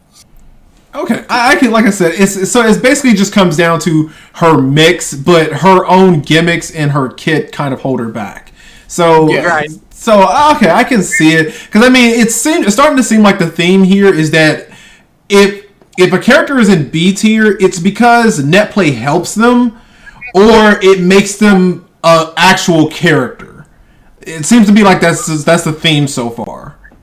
Mm-hmm. And if you're below that, netplay ain't helping you. Unless you're a grappler. Unless you're a grappler, that's the only reason why you're not bottom tier. I'm telling you now because Gordell is down there. There have been so many times where I'm just like sitting in the face of a zoner and I'm like, yeah, I just gotta. Yeah. What am I gonna do? What am I gonna do? Gordell can't do anything. Like the only buff that I would probably give Gordell is that they made EX Grim Reaper projectile invul, but it's still negative. Oh, yeah, good luck with that one. Yeah, that's the only thing I would give them, and that's the hottest take. That's you're wishing for that one. Yeah, like with Gordell, we just need to restore some of his former glory. That's really all that we need to get him back up to speed. Even Gordell, like when he had his former hitboxes, his robbery factor was extremely high. Link, you know that. Xanadu was a perfect breeding ground for just how much I just robbed people with just like 2B or just Grim Reaper. But we're getting off track now. So Labrys, solid B, and that's what we got going for her. So let's say, Lene. I don't know any Lene players that exist. I know some, and I've dabbled into her, but C. I would honestly, no cap, I would put her in low B. Yeah, she's got some things. But she has no damage, and her assists are like... They're situational. And that's the problem. It's like, whenever I played against a Lene player, it's like you just said, she's got no damage. So if she hits you, she's going to have to hit you at least like 3 or 4 times. By that time, you either know what she's going to do or you don't. Well, no, see, here's another thing, right? Since there's a netplay thing, right? That's the thing, netplay, the only thing netplay-wise that will give her a boost is the roll. No, yeah, that's another thing. The roll and the flying overhead, like those are really hard to react to in netplay. Okay, so I see your point for B then, because it would be like. I don't think that's enough to bump her up, though. I don't think that's enough. Because yes, you may get hit by it the one time, but even the average player, okay, right. Reminder, because because of lack of knowledge because not too many people play her. Yeah, I'm not gonna get hit by that next time. No, that's the thing. I would put her at like very low cusp of B and C tier because like remember she still has that one super that's still kind of safe. Like she just does it and then like you just can't do anything about it. I would still say that because that's costing money to do. That's not really helping her. That's still hurting her. So I would say that pushed her back down to C. Yeah, I can't put it in B. It has to be C. Okay, I see your reason for C then. I see your reason. Okay, I don't know. I honestly have mixed feelings about it. Like, I've been laughing at her recently because I'm trying to determine what the Kurogane team I would want to do between Mai and Yang with Kurogane, and okay, see, it's like what does she do in CF? Unless you know what you're doing with her kit's just like, what do I do with this? And here's the thing though. I have somewhat a mediocre amount of experience with dealing with some Mai's, and but still. Yeah, I mean, no, but that character can just run sometimes. Like, she runs the show for no reason. Like, her dives are either even or plus. Depending on which version they got of them. I mean, but that's the thing. Like, it's either even or it's plus. It's never like not a bad favor for her if she does a dive. Plus, you got the full assist that she has. I don't like. Okay, I really did forget what her assists are, but the main reason for me, her 4P is the anti-air. Her 5P is her full screen thrust, and her 6P is her fireball. Okay. So, not getting into the assist yet, just it already takes. I would honestly put her in low B because it honestly takes like a really good person to like understand what her kit does and what she can do with like her dash cancels and her flips and everything, because that's annoying. I wouldn't even venture out to play that character because it already seems like too much. Yeah, look, I was thinking B tier as well. There's nothing about her that obviously is not broken, but she's still solid. And net play wise, yeah, her plus situations are more plus. Plus, her DP. Oh my god, that DP. Yeah, no, that was the main thing that I was gonna get to. I don't care what nobody says. DP assist is alive with whatever team she uses. Exactly. For hers explicitly. Yes, absolutely. Yeah, it's annoying to deal with, and that's a big thing in net play because you're not gonna react to like an instant sandwich situation off of a DP, a really fast one at that. Yeah, because the angle her DP goes, like you're using it as an anti-air most of the time, anyway, or as a get out of jail card. And if you're calling your assist, well, continue to block string or whatever. So yeah, between those virtues and just her kit is solid. It just takes experimenting to get a hold of. Yeah, and a really good N tier as well, B tier. So Makoto is another character that everybody loves to say needs buffs, but I don't really see it because when I play good Makoto players, they shine through. I say C tier for Makoto. That's what I was gonna say as well. Absolutely. Yeah, I think we can all agree on C tier because she's got the tools to run a game plan, and once you're in it, you're shit. Please get off me, squirrel. Yeah, yes, I'm going to view from down here, but please get off me. Like, there have been a lot of times where I'm just like, why is Makoto like actually running my shit right now? Like, this character's bad, right? Like, Makoto is literally a character I believe is just power crept. She's just power crept by characters that just do so many better things, or what she does just better. That's all. Like, that's not something that buffs are gonna fix. That's just a character design. Yeah. I honestly think she's not built for tag. I mean, I can't really dispute it. It's just she's so Shoto-ish. It's just that she fits, but it's just like her only get in tool costs meter. Exactly. Yeah. Because her role literally she can be grabbed out of it because that's fair. Yeah. Merkava, I don't have much experience fighting Merkava this patch, so I kind of don't know. And his game plan's still mostly the same. It's just more manageable now. He still has an instant overhead, cost meter, but he still has that.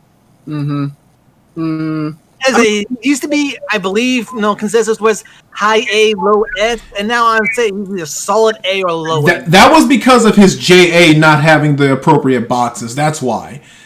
Previous patch. So I mean, I would still agree that he's still A. I would still agree with that, especially in net play. So I mean, I don't have any experiences with any more Merkabas because like everybody and their mother dropped that character for some specific reason. So Because all the things that made him broken were taken away. So yeah, y'all, you know, y'all got it. It's like, he still plays pretty much the same as he did last patch. So people who know the history of this game know what tools he has. His glide is still, he can still block when he's flying around. His stretchy arms, it still can catch you off guard if you're not paying attention, which leads to some real nasty active switch stuff. So yeah. I mean, I'd somewhat agree with that, yeah. All right, Mika. So out of like the 10 Mika players, I don't know. That character's A tier spot. Man, I have never seen a character turn themselves into a projectile and laugh as they just ignore It is so dumb what that character can do. She has safe jumps. She has optimal corner stuff. She has an air super. She has a ground super. She has a command grab super that's zero frame. That's zero frame as well. Command grab super. Did I mention she ignores neutral by just spending one bar? The character is nuts. The only thing that's weird about her is like her abysmal range, but even that is mitigated by just like doing JB. Wait a minute, her range? Are you forgetting about her shining finger that she has? Man, okay, look, that character and also up in the air that just downward blast that she has. Yeah, no, charge JB is insane. And you still get an air action if you connect with something. So that's wild in itself. I think there's no disputing the fact that between me and Link, we can say that she's A tier. Not only for the fact that she's really good utility, she by herself enables cross-up situations, assist or as an assist or as a point character. Hey, Islash, how's it going? We're just doing the Netplay tier list, guy. Imagine playing Adachi and complaining about a character skipping neutral. Man, don't even I know I'll play Adachi, but my fear is that little gremlin doing EX rocket and just tagging me for 7K into Oki. I mean, it's one of the few characters that goes, "Oh, you're Adachi? Okay. Hey, well, no, here's the thing, it's not just Adachi. I'm just saying it's just pronounced, and ultimately way to playing Adachi is just to jump back Zio. So yeah, I don't play Adachi conventionally. I play like a nut. So I don't try to rely on AZO. I just try to do BZO, active swap into Susan, and just do mix from there. But it's honestly really scary just having to go up against a character that not only is a brawler, but just can just entirely just ignore projectiles and proceed to body your shit. That shit is scary. So yeah, A tier. And like I said, nothing's broke, but it's really good. It's really good. So and not to mention her assists can be her assists are pretty good. Yeah, no, her assists are solid. And she's got Inferno Divider levels of DP. And her it's mainly her 5P that shines because it enables mix. So I mean, that enough. Okay, so we have a retired villain coming in next. I'm gonna let Weeb start because me and Link are on two different sides when it comes to Mitsuru. So Weeb, you start and we'll meet in the middle. See, here's the thing. Are we really? Because I've come to the conclusion that sure, she doesn't run the show like she used to, but she still is and will always be Mitsuru Kijiro. She has the rapier of the gods. She has great neutral for as simple as it is. She has good damage. She has good corner carry. Coup droit is still coup droit. I don't know why everybody's getting that fucked up. She's still an overall really solid character. You can brain off with Mitsuru and still do really good. It's just it comes down to team building. It's literally just how fucked up do you want her team to be. And let's not remember, kids. Let's all remember that she still has JB. Okay. Because tracking the JB in that play. Then that's what I was gonna say. Solid S. You have to talk me down out of her being S. You have to. That shit is such robbery, bro. When it comes to making. It's because she's such a solid character alone. She's almost had no nerfs. She has a really good game plan. She's extremely laid down as a character, and it's just. I just recently learned that when it comes to her jump cancelable normals on block, She only has 2B. I mean, no, that's the thing. In most cases, she isn't going for an air route. Like her main thing is just she's gonna coup droit. I'm just talking about what comes to when expecting the instant overhead. It's only 2 points at the beginning of the pressure string, and then look out for 2B. Yeah, I mean, no, but that's the thing. 2B is such a deterrent. Well, I wouldn't say a deterrent. It's just such a big fear that you know it's coming, but the question is, can you block it? And can you block it when it comes? And that's a huge factor. Like I don't know what's the frame data on it, but it's really fast. And in net play, you're probably gonna get hit 8 times out of 10. No, when it comes to Mitsuru, I'm thinking of the same levels as Akatsuki. When it comes to just solidly built. It's just those two. There's only just those 2 factors. The instant overhead and the I'm just going to use the Tails term of sonic thrust, full screen. Oh, she can combo from that. I see where you're coming from. For massive damage. But if it comes to that, everything else. Yeah, like no. I've literally had her try to DP me out of the air, and I've passed through her. I mean, yeah, like there are a few inconsistencies with Mitsuru, but it's just like it's completely glossed over by the fact of she 5A's you block it, and then like she calls assist, and then like you have to guess between like there's the 50-50 right there. Yeah, there's the 50-50, and then cool, she hits you, she EX dwash you, she 2Bs, she 2BBs. And then she goes into I would just call it snowflake right now. She does a safe jump. I think she has one. And then she calls assist and makes you block the safe jump. Okay, cool. Now you just have to block more mix into like potentially 7K into Glacier Super, and that's like it's just so oppressive. Like I said, I have reservations putting her in S tier, but you both heard saying S, so I'm outvoted in this part.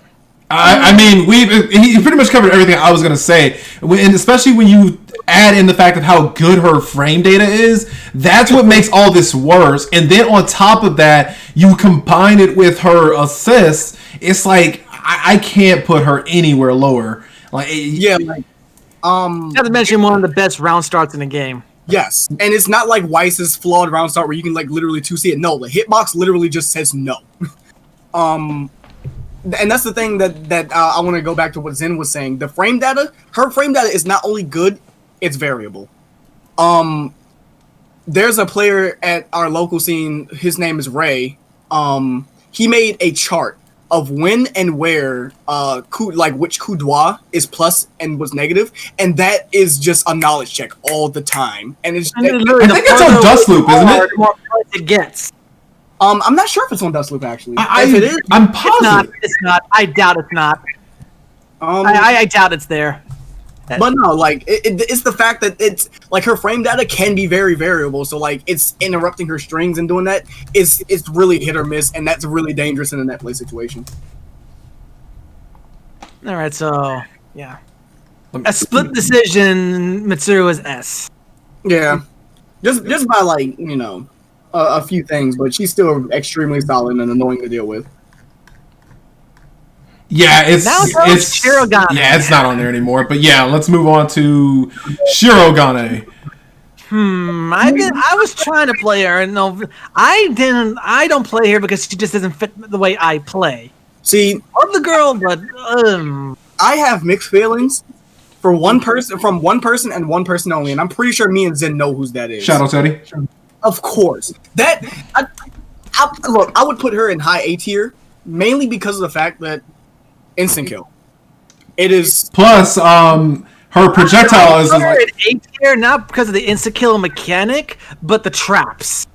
Well, no, the traps are very good. Some characters can't deal with traps, which is very volatile in an online situation. But you can't talk me out of just like instant kill being one of her most volatile things in net play, because if you pair her with a character that can just do 50-50 off of her Mahama, it just takes one wrong guess in frame data and you're dead. Literally, you're dead. I don't care if you have 17, 18k health, you have 2,000 health, you're dead if you guess wrong. Well, see, the beautiful thing about this is that we all have different reasons for why she's A tier. So, so you said it comes down to her frame data, and Link says that it comes down to her traps. I'm saying it comes down to her projectile with just snipe 236A. That's what I was gonna go with. Okay. see why that's good. Because like in a net play environment, that move is extremely powerful. Because your reaction time to be able to move after she's in recovery, it's so minuscule. Mm-hmm. Like, and plus, it's also her assist, which is a good lockdown, no screen control. Exactly. Mm-hmm. So since we all have different reasons for why she's A, I think it's pretty much saying that she's A. Yeah. She's very good. It's annoying. Now to Shirogane. Oh boy, here we go. Okay, look, I'm just gonna say it now. He's A tier. Just his 4P alone makes him A tier. His 4P shouldn't exist. It's unfair. It's so great. It's so good. I love that move. So many times I'm just like playing the game, and then just like I do a wrong jump, and then you know what comes to his 4P. You know what it invalidates? Wake up back. Yes. It invalidates that. But see, that's the thing. That it's not only that it's just a really good anti-air. It's fucking huge. And being huge is also other issue. It's fast. It's very. He doesn't have to charge up for it. He just goes, "Oh, hi, bam." Okay, look. See, here's the thing. My friend tried to make the excuse that Susan 4A is essentially the same. No, Susan 4P is not the same thing. It's close, but it doesn't perform nearly as well. Here's the Susan 4P. Yes, it hits at a good angle, but it sometimes it can be very shallow. Naoto Shirogane 4P, it's like the perfect angle. It's the perfect angle. It's an inhuman size, and it doesn't matter if you trade with the assist. It's like new 5P, where if you even hit the assist, it's still gonna go through, and it's wild that it has that. The hitbox is shoved so far up its asshole, it doesn't matter what you hit, the assist is always gonna go through. Like I don't disagree with it. So I mean, we're and the other insane part about him is he's able to loop it by himself from CC. Mm-hmm. You can really bait out birds and have him just loop that. He's A tier by the merits of his 4P. That's not including the frame traps. Yeah, the outputs. Yeah, the frame traps. Like I said, he can be a very technical character. And not to mention his EXs, EX Banishing Fang, EX/Cade. All of that, I bump him up to S. Well, no, I have different feelings about it because /Cade is really good. But his Banishing Fang, I have mixed feelings about that because I treat it as Yang Burst of Embers, where if you push block the last hit, you get a free punish. Or but once again, we're talking about net play. Oh no, yeah, that's all of a sudden, the guy just woke up. Yeah, there's some distance. You're running in. I'm just gonna EX, and you're not gonna be able to block in time because of the delay. I mean, I agree. I would. The thing that stops me from putting him in S tier, and I think this is what we will pretty much is kind of going to be the theme of S tier, is that while Shirogane is great, he's not godly by himself. And that's the thing. Like, if you put him against a person who has a projectile, or somebody who can just say, "Hey, I'm a top 10 and I can ignore neutral," he's got nothing. He's not as bad as Gord, but he has to work his way in. And then once he's in, it's over. I mean, you got Sway, which ignores projectiles, and then if they're in the air, well, you can't block this Phantom Pain. Well, no, that's the thing. Like, Phantom Pain covers, I don't want to say a very niche. And also, there's something we didn't mention with S, but when it comes to net play, Divine Smasher, safe on block. Well, no, that's another thing. I'm extremely on the fence. Like, if you, honestly, me alone, I would just put him in the A tier because of how, annoying he can be. But if you know the matchup and know what to do against him, he doesn't have any particularly gross overhead options. No, he does not. Yeah. JC is really disjointed though. Yeah. Like I said, his mix is very questionable. But the frustration he's mainly frame trapped and needs assists to help with his mix. Yes, which is why I wouldn't put him in A tier because he just isn't just I just can't deal with this. But he's still a brawler at the end of the day. He still has to work his way in against certain matchups. Oh, he's the best brawler, though. That's the thing, I'm sure. I mean, that's the thing. If you ask, just me alone, I would just put him in A tier. At least A tier. All right, we can do that. Okay. And that's just also, he's able to combo DP, combo after his DP by himself too. But that once again, a lot of execution, things you need for that. But once again, 4P. What else do we need to say? Okay, Who's next? Let's see. Neo is next, and she is not as terrible as people think she is. Okay. She's not good either.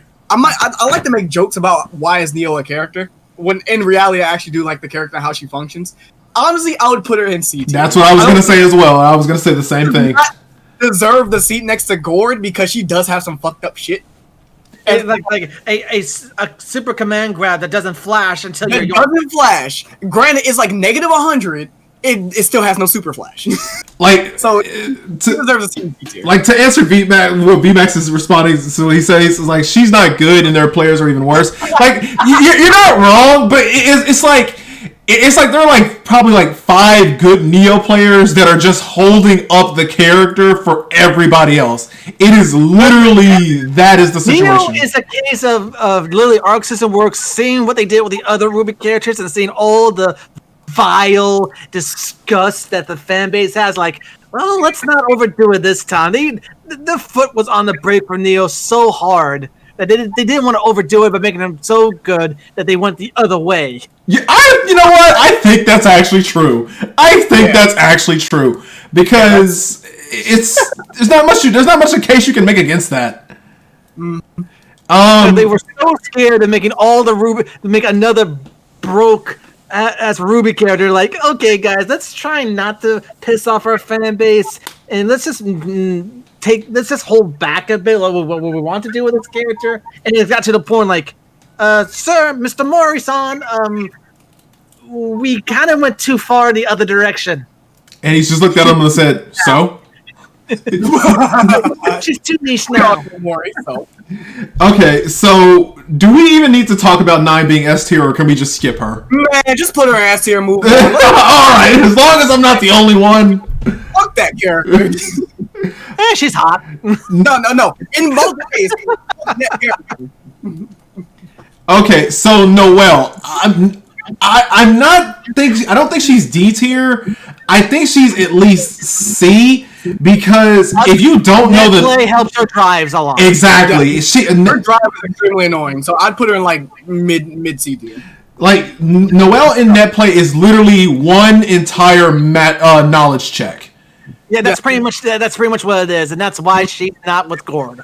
Honestly, I would put her around like the top of C tier because like I won't go that far, but yeah, I'd say she's middle of the road of C if we're going to order it. Right? We have we have Blitztank at the top of C tier, which it isn't a rough character to deal with. But Noelle spamming drive. Fair enough. You made a good case there. I'll hear a link out, but I agree with you. There's one more thing that we're not taking into consideration with Noelle is she's got some phenomenal assists as well. 6P is the diet version of Blake's 6P. That is so good. And let's not forget the 5P, where as long as you don't run into a wall, you can legit corner carry with that thing. Yeah, like the character isn't bad, but she's bad, if you feel me. Like, she has some shit, but like she's still pretty mad. So net play, you think maybe because of all that, she'd be B? I'd say at the bottom of it, she has an honorary card where one fuck up and she's out. Yeah, like she's still a fat knowledge check, but like that knowledge check isn't necessarily huge. Let's see who is next. The tier list is covering the cast now, so I can't see. Oh no! I'm sorry. She's drinking at the bar with she's drinking at the bar with Gordell. That's just my opinion.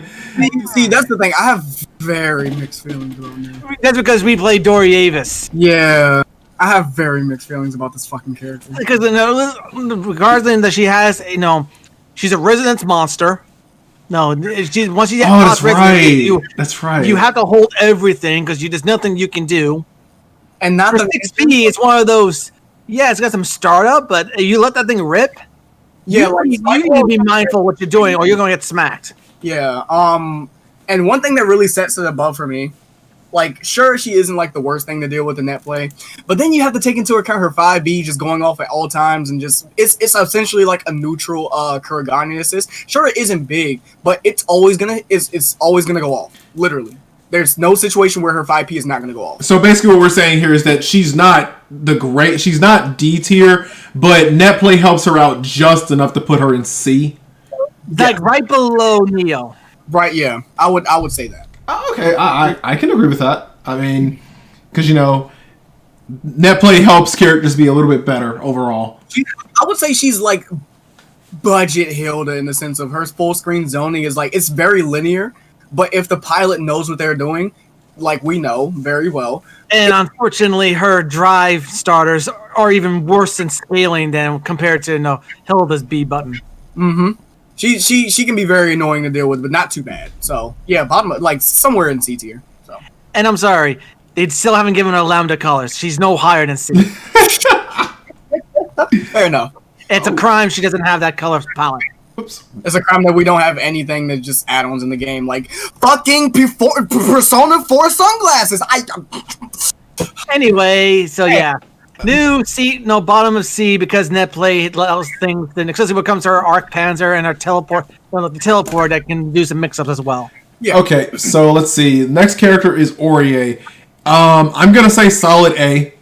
I don't really think that like she's maybe super standard, but the problem is that a lot of people underestimate the fact that she has an overhead and a pseudo instant overhead because it was taken from her with the patch. Plus her range. That's it. Zen, give me a hot second. I am going to DM you a fun picture and explain to you why this character deserves to be in at least B tier. Okay? At least or at most? At least. Go ahead and check out that little picture. I'm a little scared here. Oh no. Let me see, guys. Let me see. I got you. You can tell I don't like Orie. I admit she's minimum B tier, but to put her up an A tier along with Kurogane, Akatsuki, S, Hilda, Kurogane, I don't think. Okay, that's fair because I would say like she's just super standard in that case. Because she's very standard. It's middle of the line. Because even you admit her assists are like ill. Well, yeah, that's fair. That's fair because all her assists are so situational that you kind of have to build a team around them. Like, Lotad is the only other person that I know of actively, except for Hyde, and Hyde's another good player, who uses Orie's 4P. Most players ignore it because it's not an anti-air assist. Like, yeah, but still at the same time, she still has a really solid 4P and it's somewhat situational but applicable 5P, 6P, which is the ceiling hop line, right? Or is that the 4P? Ceiling hop on is 4P. Okay, so yeah, very situational, but you can still apply it in Oki, but it's up in the air. Like, really, the only thing in netplay wise that's obnoxious about her, and it applies even offline, is the 2B. It has no right being that good. It's the 2B, and another factor would be Divine Thrust, no matter what version you throw out, because it's still annoying as shit to deal with and punish. EX Divine Thrust. EX Divine Thrust being +2, man, when I figured that shit out in 1.0, I ran with it. It's just like I said when I'm trying to cross up and then she just 2Bs. Her sword's nowhere. No, that's not a fucking sword. It's a freaking meat skewer. Yes, hits me and my sprite's nowhere close to the tip of that blade. I'm like, put it into perspective. That should not be a thing. I was playing sets with Dorievis the other day, and you know what he did? He whiffed a grab on my jump and reacted with 2B. That's how helmet that button is. It is a crime. Well, I think that's the reason why they gave her 2B's colors then, because it's that's her god button. It's her god button, yes. Like if you look at the hitbox, like her, like it's arguably one of the best arguably the best 2B. Yeah, it's already bad enough that she's crouching very low, but the hitbox of 2B covers the hurt box of her head, and behind her too. Mm-hmm. Oh, I love hitting Narakamis that jump past me with 2B, and they're sitting there like, why did I get hit? Because God said you had to get hit. So, yeah. What? Okay. Yeah, I think she's at least deserving of B tier. I don't know anything about Platinum. Okay, Platinum's got some stuff, but when it comes to the RNG of it, yeah.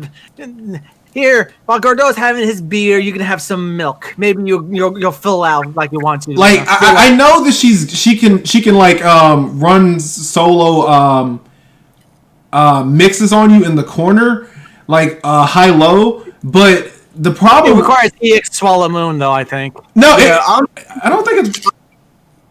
Yes, it does. It does. It does. It does. Yeah, like I mean, still EX like, okay. So if B tier is like the characters that need excellent pilots in order to play the character effectively online, I would put her in C tier mainly for the fact of it already takes a good person to play her. And then you need to account in the RNG factor. And, yeah, but the thing is, she's so inconsistent, even to the point her assists are like the only consistent one is her 5B. The 4 and 6Bs are well, I hope I get something decent. Which would be points to put her down to D, because I would agree with that. I mean, I like I said, my only point of reference is Teddy because he's like literally the best Platinum. But if y'all agree on D tier, then I can't. Because Teddy makes him so good, I would consider C. But everything else on paper, even with Netplay shenanigans, I mean, would you consider her Frying Pan an instant overhead? Actually, yeah. Even this says that's more of an instant overhead. So, yeah, merits of an instant overhead C. All right, C it is. Rachel is a character that has been making waves lately, and minimum A tier. That's what I was gonna say too. Like, absolutely. Like, Mercy's Cake always jokes around like, people are hot taking Rachel being top tier. Bitch, she's top tier. That character. Let me just put it this way: while Kurogane's 4P reaches the gods and how quick it is, Rachel just goes vertical and says, "Here's a wall." Yeah, like I still make jokes about how her 4P is literally just like 4 frames. Because it's fast, it makes a wall, and if you have no bat poles out, well, there's your neutral cover. So since we're talking about Netplay specifically, Rachel, she's scratching S tier because she's extremely volatile once she gets going, extremely. And even if you try to lock her down, she still has BBL, which is instant overhead JAs. Yeah, instant overhead JAs. Her super persists even after she gets hit, so she's still going to get a combo. I hate that. The character is just on another level of volatility. So the only thing that keeps her from being S tier is the damage. Yes, but other than that, her movement is it's great. Like it's another thing that just is very annoying to deal with in online. She requires management because she needs her wing gauges to get all that game plan going. Unless she does Tempest Dahlia, then that recharges. Exactly, but I mean, even still, it's like if she corners you, you better guess right or the game's over. Yeah, like and you can also almost make an argument. What brings her up to S? Croak. Well, George, how I couldn't forget. Especially the army that she can summon. And the amount of chip that they do if she's in level 4 res. And someone in Arc System thought it was a bright idea that the summoning of the frog needs a hitbox. Yeah, like that's wild. And another thing, fun fact, George has 2,000 points of hit points, right? If you go and research what damage a single hit does on any of your moves, I'm pretty sure there's a low amount that does base minimum 2,000. Not even Susanoo has a base minimum 2,000 move. And that's the reason why he's so hard to get rid of. And it's like there's and projectile immune. Mm-hmm. I'm almost wanting to make her S tier. The only reason why I don't I argue against making her S tier, and this is the only reason why is her skill ceiling. Oh no, her skill ceiling is it's one amongst up there with Kurogane levels. Plus, solo Rachel's kind of a not so. Exactly. Her skill ceiling's even higher than Kurogane. Like Kurogane is there's a few things here and there you need to get your dash cancels. Rachel is just all over the place. You need to manage your bats and everything. Like your tempest gauge and all that, and then it's just like, oh, instant overheads on top of. She's a character. No, her skill ceiling not comes from her input execution, but situational awareness of what to do. Exactly. Yep. So that's the only reason why I don't argue that she should be S tier. Like, if she was like as like mildly straightforward as 9, I would argue she can be S tier for sure. But she requires a lot of know-how. Yeah. Oh, a lot of those asking if no skill ceilings really matters in a tier list, though, and I mean, not really, but it's just still for the fact at a base, Rachel is still extremely volatile to deal with online. You cannot rob her of that. That's it. Who is next? Because like I said, Ragna. I'm saying solid A. I'm saying solid A. No lower. So yeah, he got it. Like, there's nothing even to discuss there. His pressure is insane. He literally has pressure and overhead that's all true block strings, and all at the same time, it's just like, he was almost dead, and why is his health almost recovered? Yeah, like the ability to just like rob somebody off of a straight overhead and then just like at least get 25% of your health back is not fun. Like in the beginning of 2.0, there was one Ragnar player I played, and no matter how much I punished him, it always seemed like he was above 50%, and I'm just like. And we're forgetting the key thing, since this is a Netplay. Gauntlet Hades is unblockable. Gauntlet Hades is not an overhead, it's an unblockable, alright? That's what it is. Well, look, I blocked it a couple of times, by luck. Because you saw it coming, right? I mean, yeah, no, because I saw it coming. But it's still Gauntlet Hades, bro. It's gonna catch most people. Like, I don't think we can argue on that one. Do we need to even talk about Ruby? She won't receive nerfs. I'm pretty positive we all agree she's S. She'll never go any lower. Oh, goddamn. Her damage is actually not that great. Ruby, it's average at best, but those goddamn hitboxes need to stop. Yeah, no, like, that's the only thing. It's just, like, besides the hitboxes, I think Ruby is extremely, like, straightforward and simple. But she doesn't have anything too fucked up. But I would put her at very high A tier, if you're asking me, but depending on what you two say, then S tier. The reason why I would argue S is because the popular strategy now with Ruby is to gunshot around and to not engage. And in a Netplay environment, trying to catch a character that can disengage that quickly, it becomes a little tiresome. Not to mention free sandwiches with the gunshot. Well, no, like gun blast, plus her assist as well. Yeah, no. 6P saying, did you not press back? Okay, you got shot. Yeah. 4P, like almost as equal range as Shirogane's 4P, plus it's fast, and I swear it's got some involve as well. Like all right, if we're gonna say it like this, I would say Ruby is top 6 to 10. She's not top 5, but I would say she's top 6 to 10. Yeah. It's literally get to the point though, and her ease of use for most players. Ooh, you would almost say helmet. Nah, we got a new character that's the ultimate helmet character around here. We ain't got to her yet though, but you know who we talking about. Yo, come on, just leave me alone, man. I'm in my life. Anyway, next. Susan, I will I'll let Pocket take this one. It's part of my heart, B tier. Really? Yes. Granted, his damage is. Susan takes a lot. His frame data is very iffy. It takes a lot of know-how in order to like structure his things. But once he gets going, it is fucking insane. Have you seen the tracking the tracking safe jump that he has off of Grand Viper? Bro, it's not okay. It's a free sandwich on top of a safe jump. It's not okay. But that still stems from the fact of you actually need to get going. He doesn't have any phenomenal mix. Like, yeah, JA can be used as a incident, like as a fuzzy option. His him actually having a low is really good, but then again, you just down back him. Like, his JC isn't particularly too fast. Isn't his 4P not 4P? Sorry, his 4A like +2? No, that's helmet as fuck. Like, bro, you can just mash that. They're not doing anything. No, here's the thing about his 4A. It can OS to bait reversals.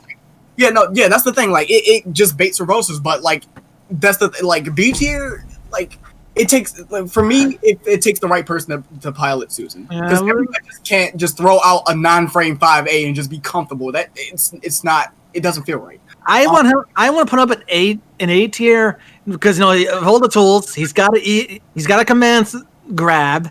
And thanks to Netplay, some people aren't reacting to that, even though he's flashing blue when he's doing it. Yeah, and he's got if you don't include the best of the best round starts, no one's beating him in round start either. I'm actually going to agree with Link here and say also A. And the reason why is because it's like you said, he may have trouble getting going, but if he touches you, he's got the whole world in his hands. Okay. So sorry, Susan Main is downplaying his character. Go ahead and put him in A tier. His kit is. There are some things that are like extremely negligible about his kit, but other than that, once he gets going, it's Deletus, man. It is once again, he blocked my DP. 9K minimum. Yeah, I mean, 5 BB2C Grand Viper into the jump cancel thing, it's like 9K minimum. It's so easy, but if you know what you're doing with Susan, he is insane, bro. Like, not to mention his DP does. It's like we didn't even mention this between 9 and Ruby and Carmine. Their DPs hit both sides. Latios, the reason why Gord is in D tier because he cannot do anything by himself and his kneecaps are gone. He sucks. I'm sorry. As somebody who's made that character since 1.0, character sucks. He works so hard for nothing. Yeah. Good and is just in very situational comps. Okay, Tager. I'm putting Tager next to Gord because without Waldstein, which is literally his best friend, if a team is not built around him, he's not doing anything. Yeah, no, like one of the best teams in the game is 40K, mainly for the fact it's 2 grapplers that can just control neutral. Like I said, I want to say, bump him up because once again we said Netplay makes grapplers much better. Yes. Like, just imagine on Oki, you try to punish, and he just does Wedge Catapult. And not to mention, also, that DP, you can't jump around it. You can't. Yeah, I've tried so much. It still clips me. See, that's true, but let's remember something. Wedge Catapult is a knowledge check. That's not really It is most definitely a knowledge check, but if you're like me, and you're just like, cool, I'm just going to punish him for it, and he was like, oh, wait, that's invul. And here's another argument for C tier. Netplay, Spark Bolt. Yeah, no, Spark Bolt is a huge factor. Like, Spark Bolt is extremely. Wait, you guys get hit by Spark Bolt in Netplay? I only get hit if I'm being stupid. Like, I just watch for the dumb thing. Like I said, sometimes I get smacked by it because I'm just my brain's turned off. But that's still a thing, though. Just when it comes to the level playing field of all levels, I'm sorry. Spark Bolt's going to catch a lot of people. Yeah, and especially since you could just say Spark Bolt, and it's not like CF, so you can just haha Spark Bolt again. And if you mess up your Oki, which I've done before, I hate to say this, but I've been hit by Wake Up Spark Bolt in my face. So I mean, I would put him at the bottom of C tier. Oh, okay, that I can agree with because it's basically he's being boosted by the fact that he's a grappler in a Netplay environment, which makes dealing with his command grabs it's already difficult. But it's like he's literally being weighed down by those big shoes of if you are stuck with him by yourself, he sucks. Yeah. Oh no, most definitely. Like the most that he can do is just Spark Bolt, Spark Bolt, Spark Bolt, Spark Bolt, and hope he gets a hit. And I'm sorry, if you're fighting a Tager and you don't know to push block 2B, you deserve to get snatched. Yes. Who is next? Teddy. Here is an interesting one. I don't know. I would honestly, from my experiences with Teddy, I would put him at the bottom of A tier. Mainly because of stuff like, well, here's the thing. His random factor is inherently better than Platinum. But the thing is, you know what's coming next. Unlike with Platinum, when you don't know what's coming. Yeah. Teddy, you know what's on deck. And another thing that boosts him up is, the character actually has mix. Like, his JAs are actually really good. It's, one of those, multi-hitting, your fast hits where you have to block every hit, and Bear Screw. Bear Screw is insane. It's fast. It crosses up, combos. And I'm sorry, and all the garbage he can throw out on a screen, it's equals levels of Rachel when it comes to just screen noise that he can put out. Well, one thing that you guys didn't mention though is Teddy has got to have more resets than any character in the game. Yeah, because like the Teddy players that like know when the route's in, so they're just gonna like restand into like some whack mix up that you don't know about. And besides, how many times have you guys seen or have done? No, okay, I am punishing with a super. I have now it's my turn, and then the freaking stick of dynamite that's floating down just bops you on the head and kills you. Yeah, like it's that volatility, like that volatile nature that comes with just having like items as like in your kit. And this isn't much of a thing anymore as it used to be, but he has Gord's 5B. Yeah. 5B. I remember baseball bat was the bane of everybody's existence when he was first announced. Just ting, ting. So I guess we're in agreement on that one that he is A. Yeah. They know this is one of those things on net play wise. It's just like once he just starts throwing things out, good lord. Batista. Okay, let's we talk first because we both play Batista. So let's not gang up on him. Let's see what he's got to say first before we give our input. I have a really It is volatile how much I hate Batista. Like it is just a nasty reaction. She's extremely slept on. She's a great zoner. Did I mention she can't be fucking counter-hitted? She has lasers that cover really great angles. Who cares about gems, but, it's still plus frames. Lolly Laser is literally just free mix if you have a character that can just do it.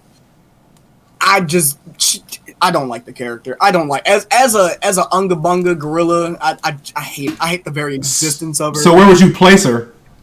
I would honestly place her around top B. That's what I was gonna say. Yeah, that's what I was gonna say. Top B mainly for the fact that her lasers are extremely tough to deal with. You can't call assists. You have to play around it. She's extremely difficult to like try to get in on. She has a really good DP. So in a net play situation, like trying to like traverse the whole screen while dodging her lasers and blocking all her plus nonsense, it will get really annoying. I have a lot of trouble with her on and offline. So I mean, and the reason why I don't put her at A, Latios, is because she doesn't have the damage. Like that's the biggest thing that holds her back as a zoner is that she doesn't have the damage. She's got virtually everything else good going for her, a great assist, being a pretty great zoner, but the damage is not there. It's just not there. Batista going above 6 or 7K in a combo with outspending meter, it's really hard. Yeah, and not to mention, like, even as an assist, she's still pretty good. Like, her 5P, God, I don't know why they put that. Like, that thing is a mistake. Siderius Fragmentum is actually a mistake. No, actually, okay, no. Being, formerly maining Batista, that actually was something she needed because otherwise it was very inconsistent when it comes to combo extensions. I mean, yeah, but, like, when... But here's the thing with Batista. The things that you guys say make her good also makes her bad. I mean, that's true. Unless you're EXing the laser, and she does it, and the laser's in the air, and you didn't get hit, and you blocked it, she's stuck falling. Her DP, it's great. It's her only anti-air option, because she doesn't have any anti-air normals. I mean, yeah. Like her gems, I'm sorry, as great on paper as great they should have been. Oh, no, they're not. They suck. No, gems are terrible. But like I said, if EX Ball still remained, EX Ball was oppressive. It was literally Jubei's assist, but better. Like, because they had to hold that. They couldn't get away from it. So Renix, the reason why you can't counter hit, I'm pretty sure you know why, but the reason why you can't counter hit Batista is because in her own game, her trait was that she can't be counter hit. Yeah, And she's hard coded to never get counter hit it. So that's one of those knowledge checks on people. I've had actually a lot of people when I was playing Batista is like, okay, they blocked my DP, and they go for the counter hit only routes, and I get away scot free. yeah, like A lot of habits, can really, Batista can take advantage of. But when it comes to overall, I'm in the dust loops, and I'm actually kind of agreeing with dust loops. She's not really a zoner in this game. She's like S. She's one of those she can play zoning. So what you're saying is she's a pseudo Mew 12. No, she's one of those well-rounded. She doesn't have the greatest damage. Actually, that's her biggest weakness is the output. But she can zone, but she can also get in. And her buttons, when it comes to getting in for staggers and how the boxes work, and her rebeats and what can be jump canceled, they're all exactly jack of all trades. She can do anything, but she's not great at it. I mean, what puts her below S is the fact that when she's on point, she just pales against everyone else I partner with S with. Point wise, she's right now in her current form. She's purely in an assist box. I mean, Latios, I pair her with Weiss for the simple reason that Weiss doesn't really need much. Like, having Batista as her partner makes it to where if Weiss can't jump and catch somebody who's in the air, Batista makes it to where they don't stay in the air for too long. And vice versa. If Batista can't catch somebody, Weiss's 6P makes it to where they say, get down here, because it's a heat-seeking missile. You can't get away from it. And also, you got Batista's 4P, which just makes a ceiling pretty much in the corner. Exactly. Throw out 4P to scare a Rachel. So where are we placing her exactly? Because B. It's just like a lot of things that she is good at also serves to be her downfall. Detriment. Yeah. And it's just giving her the gems in place of the EX balls. I'm sorry. Yes, it was oppressive, but it was one of those things like, your face. This is something she's good at. Mm-hmm. Now that she can't even ignore neutral anymore, it's just she's an assist bot. That's all she is now. Like honestly, like I said, I have mixed feelings about the character because I'm a gorilla, but at the same time, it coming just hearing from Batista players, the things that she needed still didn't bump her up. She's still jack of all trades, so yeah, I would definitely keep her in B. I legit when I 2v1 comeback with a nearly dead Batista against two damn near full health characters. I'm sorry, you deserve the loss because I just outplayed you with Batista. You should not have let me win that. Yeah. Who's next? Waldstein. I am going to say let's start with A. Because the character is pretty good. And then you have the fact that he's a grappler in a net play environment. Yeah, no, I mean, I feel like he only thrives like that because he's one of the few grapplers that can actually do something in neutral because of how big he is. He's got 3 anti-air options too. Yeah. Like I said, I know what the character can do. I have no objection to A tier at minimum. I don't see any case to make him higher, and definitely not. Well, hell no, definitely not. And he can't go any lower. Absolutely. Part of A, if anything, at the highest. I'm just trying to think. When it comes to because regardless, big bulking brute, so he's not the most mobile guy too, but he does have an air dash. Exactly, he's everything Tager wants to be. Yes, and not to mention for the fact that his limbs I don't think they have hurt boxes. They don't. His sprite and hitboxes, I'm used to it now after 3 years of playing. It's one of those things. I'm used to it now, but I remember back in the beginning, where is your hitbox? Yeah, if I remember somebody... I feel like I'm on top of you, and yet I'm still whiffing. Where is your hitbox? If I remember correctly, somebody told me that his actual hitbox is as big as Hyde, and I'm just like, what? Wait, what? I mean, I always, as an EZOA player, whenever I'm up against him, I aim for his coat. I don't aim for his head. I think somebody told me that he has just a standard human-sized hitbox, and I'm like, that can't be right. He's not a human. He's a beast. He's supposed to have a huge one. I don't know.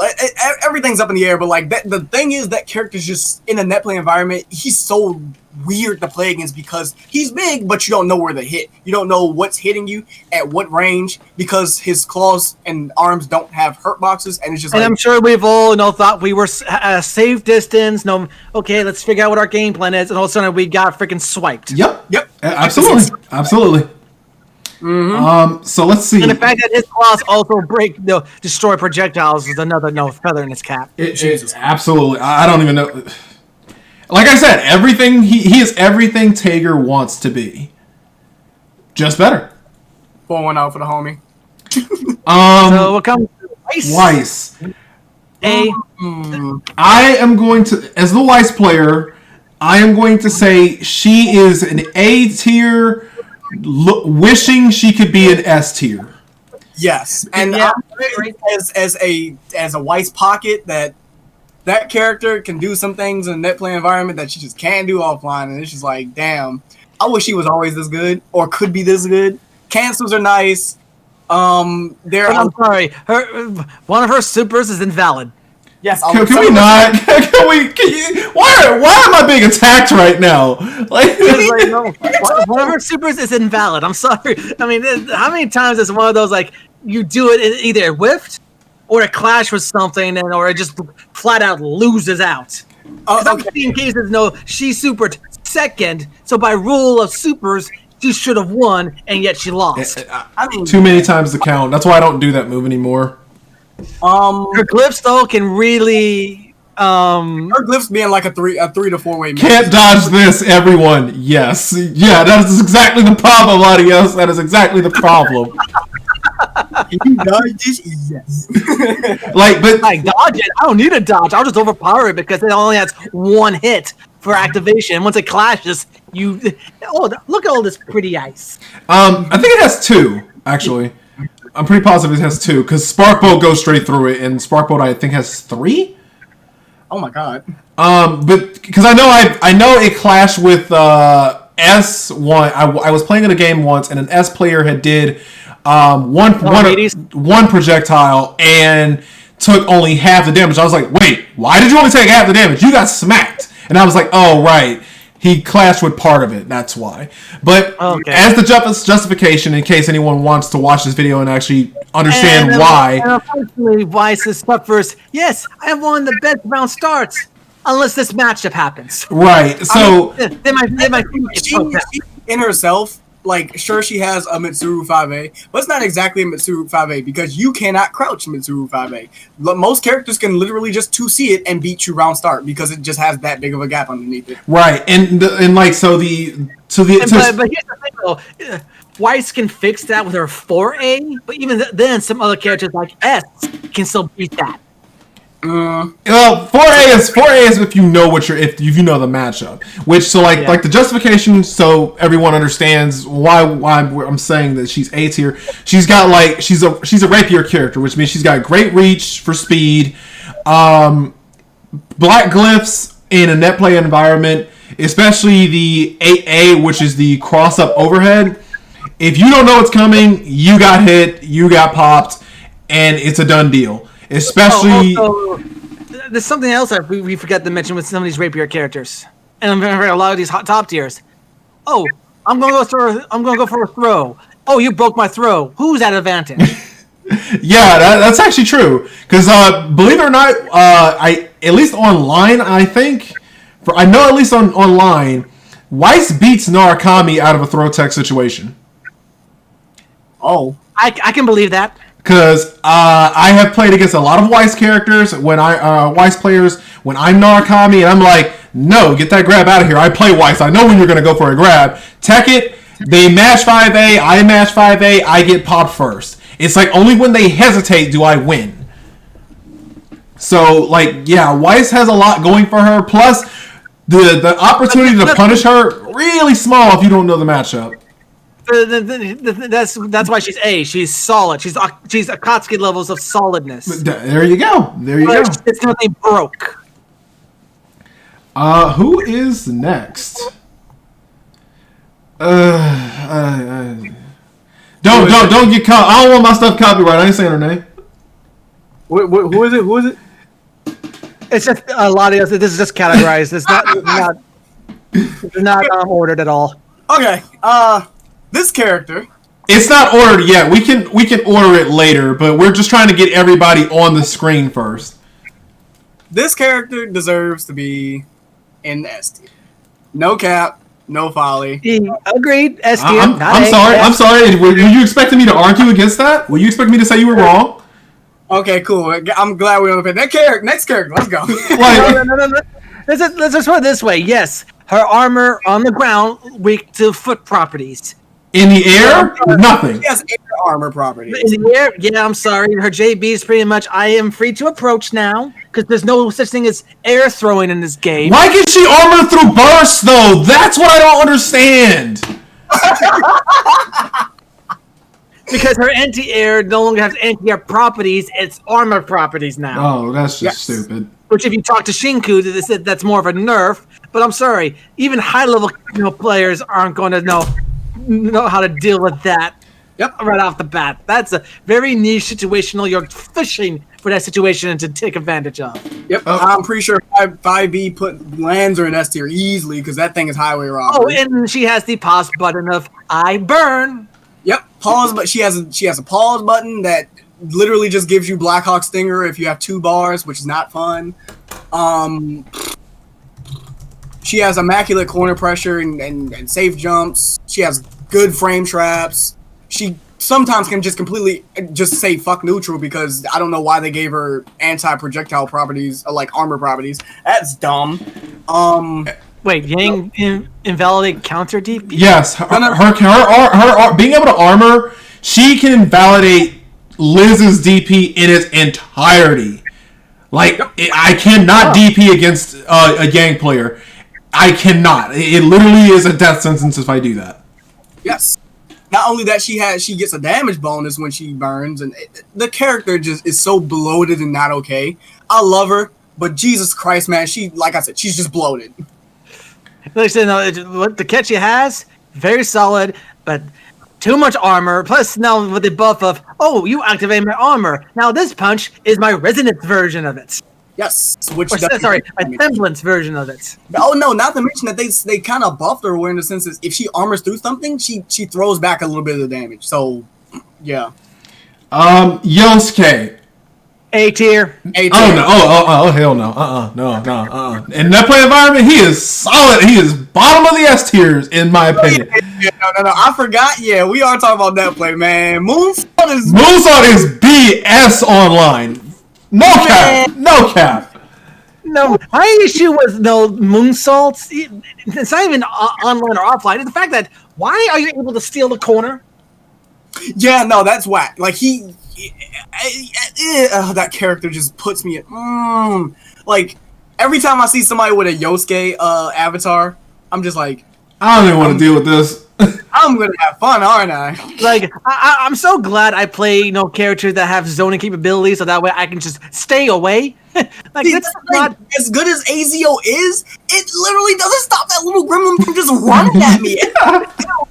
He has a stupid mix-up where like he disappears and you either have to guess low or he's just gonna keep moonsaulting on you. Just like, okay, it's not. That's not a guess. If he legit just disappears, yeah, he's coming to the ground low. But if he does the other thing, you see him jump upward. That's not much of a 50-50.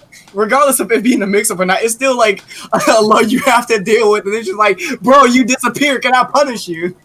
Yeah, look at the shenanigans and netplay that this character can do. And of course, Broske will argue to Kingdom Come about this, but V/. And V/ recovers in the air, and then he can moonsault again. Exactly, and it's like, why can you do that? It's dumb. Like, it's not okay. Yes, technically, by the frame data, if you block V/, you can punish that, and even more so if he whiffs it. But we're talking about netplay here. Good luck. Huh. Yeah, no. I just noticed that Seth is not on here. Oh, well, I'm pretty sure we can all at least put Seth tier at least minimum A. Like, honestly. I was going to say S because, his mix is just godly, especially with having the Gohan fastfall. Yeah. EX/. Yeah, EX/ is actually stupid. You still have to deal with orbs, which track. He has a command grab that Not zero. That's not zero frame though. Yeah, I mean it's not zero frame, but it's still a command grab. If you're not paying attention, you're getting clipped. Oh, I'm talking about a super command grab. Oh, I mean, well, the trade-off is that it hits so fucking hard. And if he burst punish, if he DP punishes you, you're taking a lot of damage. A lot of damage. No. It's not Pierce, it's penis, remember. It's Okay, so when it comes to Yukiko, there is without I don't know how to put this. Kaiten has become the de facto Yukiko player that has been making waves, pairing her with all manner of characters. Okay, so honestly, we're not going to mention Real Light. I forgot about him because he just came. He reappeared recently, so I honestly kind of forgot about him. See, I don't. Yeah, but Kaiten is definitely let's say the tool that she has isn't actually on paper. It's not bad, and those fans in Netplay can be somewhat annoying. Yeah, it's just that it's just put like if you call out anything that she does, she explodes. Even our DP is terrible. Oh yeah, because that's a huge bait. It's and I mean like the meme goes. Show me a Yukiko player that doesn't wake up super.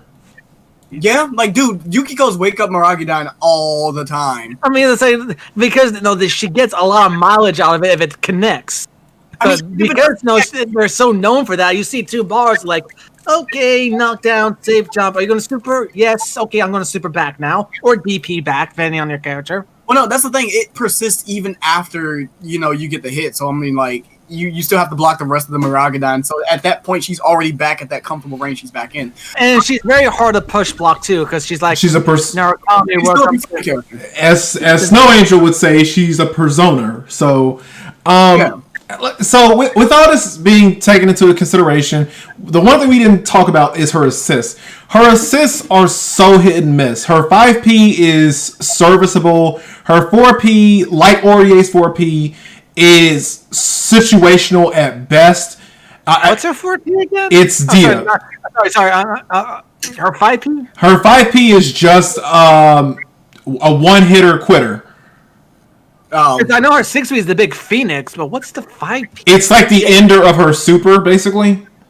Okay. Oh, yeah. All right, I remember now. That should kind of tell you how bad it is if you literally forgot. Because all they want to do is either heal with 4P or charge up with 6. Exactly. So it's like with another thing because that 6P also gives her a stock of her fire boost. So. Yeah, like another thing we did forget about is just Firebird. Firebird's like extremely dominant in neutral. You can't do anything about it. Like I can't argue and say she's B or higher. She's definitely a character where Netplay helps her. But I don't see her being B at least. I don't see her as sitting with Gord. I see her in C. She's C at the beginning. If she gets to level 9, she's B. Yeah. Okay. She's variable. If anything, I'd put her in C tier. Okay, C tier with the contingency that if she wakes up and she gets to level 9, she's a B tier character because she touches you, you're dead. Yeah, pretty much. Let's see. Narukami, S tier, let's move on. Yeah. Mm-hmm. Yumi, S tier, let's move on.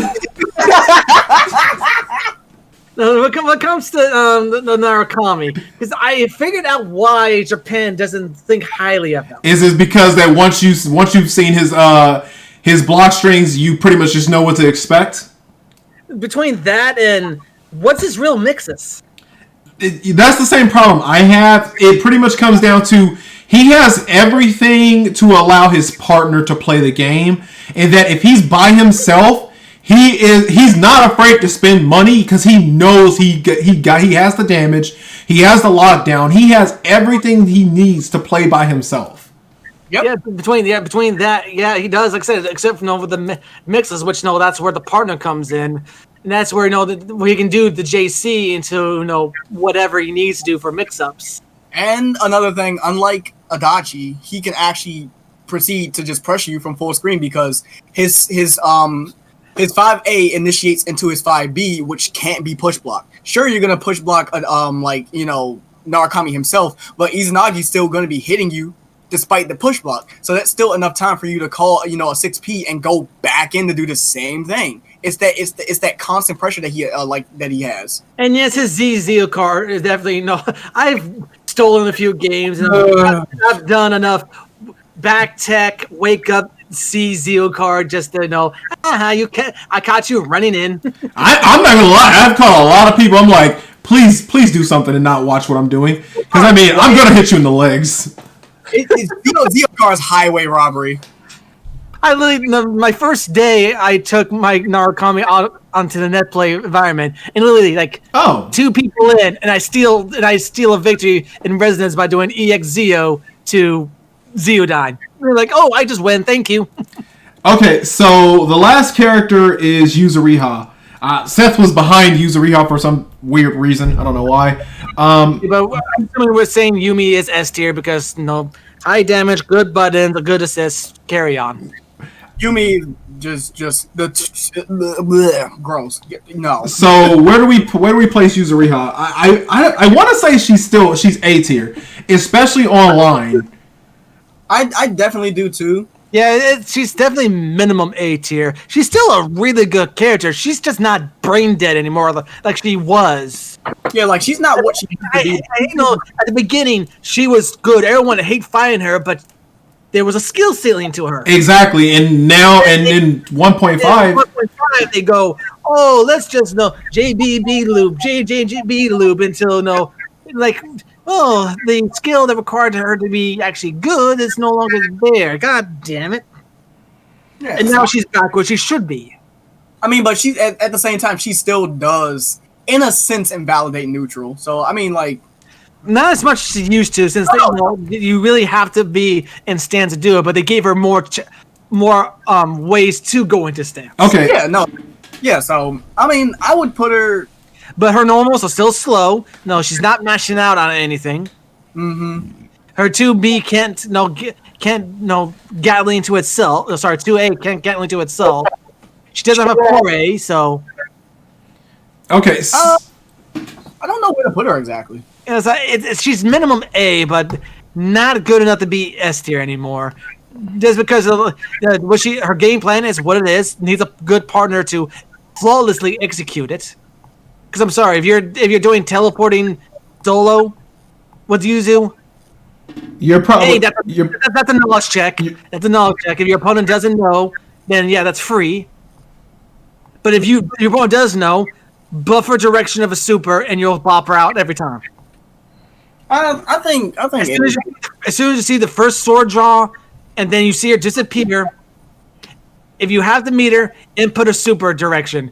Doesn't matter unless you get one of those rare characters that doesn't unable to do that, like Liz. Whatever direction they go, she's gonna get bopped. Free. You can't recover fast enough to block. I think we can just agree on A tier. Yeah. So with all that said, do we want to order this? Oh boy. No, I have a lot, especially the A tier.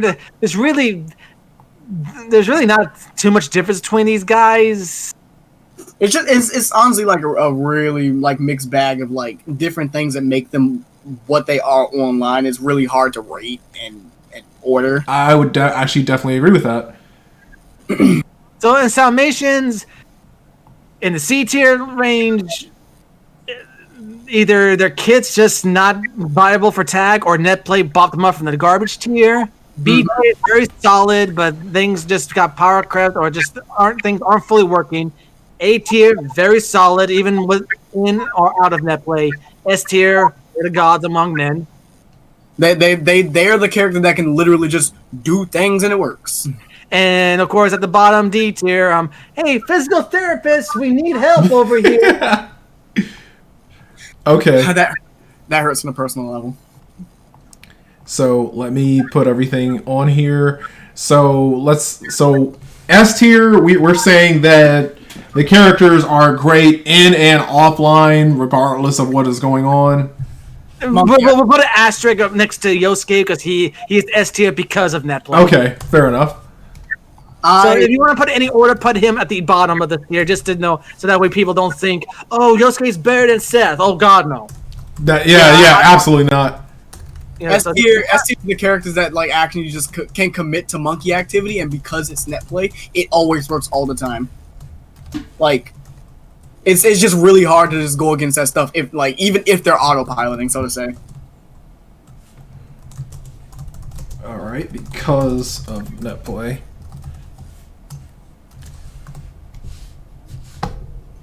Just Gordell, doesn't matter, nothing. He needs help. He needs so much help even Netplay can't afford him to get past. You're only just there for the lockdown, and it's so sad. It's not even there for lockdown anymore either. You get to a certain angle and you're jumping, and Grim Reaper just goes. Well, no, it's in a sense of he's in a assist bot, and it sucks. He's not even that, because his assist Grim Reaper doesn't cover the same hurt box. It's no problem. Okay, and what are we saying for A tier? Let's see. Solid character, very solid round. I would say okay. I think all right. Let's do one thing with ordering, not to know who's better than the other, but which character on the top end is just that tier, regardless of on and off, and people on the bottom half is the reason Netplay reasons they're at that high. Let's do that ordering. Oh, okay. Yeah, okay. I actually agree with that. So, with that said, we already did that for S tier, which is Yosuke is literally the asterisk there. Can you move him? Because on my screen, he's still above Seth. Okay. Sorry. I'm dealing with two different ones. Sorry. Yeah. Okay, so A tier. Akatsuki is on the upper half. Ragna's in the upper half. Mm-hmm. Naoto, Shirogane is in the upper half. Rachel's in the upper half. Akatsuki's upper half. Okay, I think it's going to be easier to say who's bottom half, and that's Shirogane, Teddy, Hilda. Yeah, Hilda. Mm-hmm. Heart's definitely still going to be at the top. I think that's Jubei. Yeah, Jubei. Mm-hmm. What about Yuzu? Yes.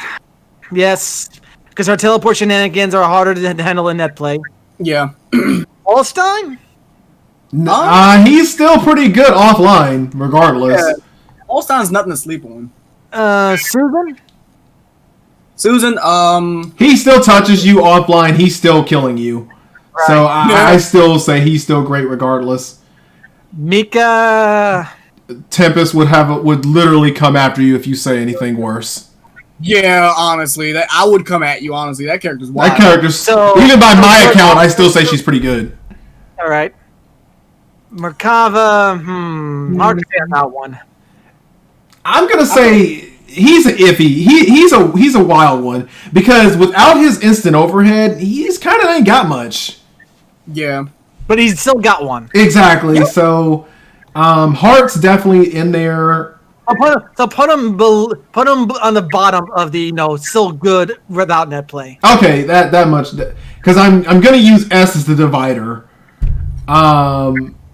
Let's see, Merkava. Hyde definitely is still up, above that line.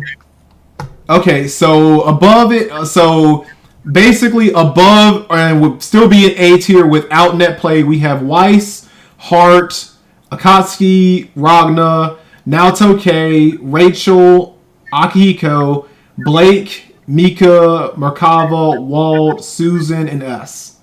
And Hyde. Oh, I forgot Hyde, sorry. Everybody forgets Hyde. And below it, we have below it that are benefiting from Netplay. We have Yuzu, Teddy, Jubei, Hilda, and Naoto Shiro. Yeah. Okay. And the B tier. B tier. Let's see. So let's do it the exact same way. Benefit is still solid with or without Netplay. I'm gonna use Orie as the benchmark there because she's good regardless.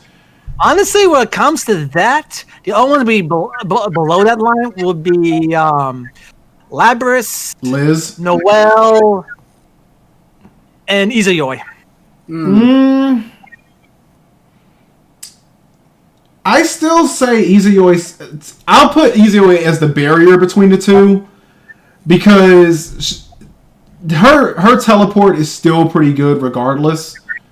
And Yeah, still you have to guess. right. Oh, Azrael. Also, Azrael below. So let's see. So above it as solid we have Aurier, Batista, August, Hakuman, Jin, Mai, Izayoi being somewhere lost in the sauce. Below it, Labris, Noelle, Azrael, and Liz. Right, and put Noelle at the bottom because it's purely because of Netplay. You got me. You got me. C tier. I don't think we really. Well, the grapplers. Put the grapplers at the bottom and the zoner on top of that. Okay, so that would be Yukiko. So put Kanji and Tiger at the bottom. 13 and You should have put Kanji above Tiger because he's much better than Tiger. Fair enough, you got me. Actually, I will actually put Kanji better than New. That's a hot take. No, because wait, can he go through? I don't think he can go through. No, but the angle that the flying shitlord can do, kind of if New presses the wrong button or drive, she's kind of caught. Everybody in chat saying, what? I don't know about that one. Plus, the chair can kind of stuff a lot of things out too. I mean, New is she's still a zoner. If he does flying shitlord, I'm pretty sure New just Yeah, like that. Yeah, I just had a little moment there. Like I'm gonna make Tank the divider because while Tank isn't great, his shenanigans on and offline are the exact same, and it's just setting up unblockables. I mean, but the thing is, he's still kind of a zoner though. He doesn't need to go in. He can just do lasers. Yeah, but he's a zoner at the same level as Batista. Fair enough. Okay, so let's see. Above it, we have Yukiko, 13, Celica, Hazma, Makoto, then Tank as the barrier. Below it, we have Lene, Neo, Platinum, Kanji, and Tager. Put Celica on top of C tier because she's the best one between all of them. Yeah, well, fair enough. All right. And then we don't need to order Gord because, he's down there by himself. It hurts. Well, we'll be sure to give him some medication for the hangover he's going to have the next day. What about me? I'm going to be drinking too. God, it hurts. Oh, it's just a lot of delay there.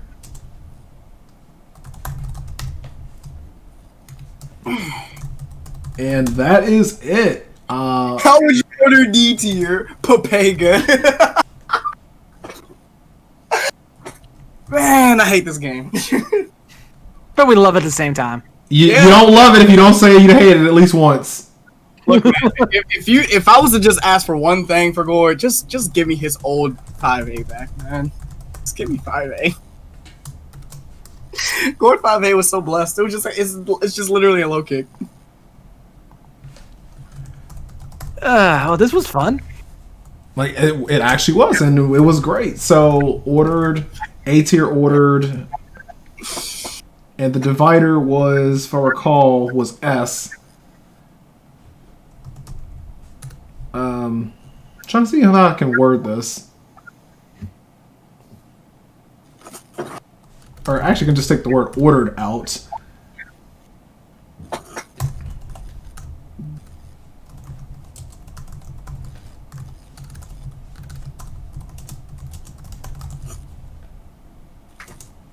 And below S, well, I said is S.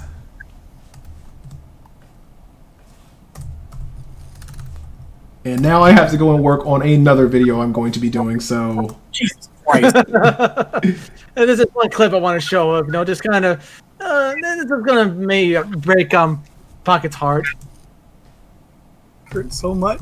His best mix-up is literally just run up 2B.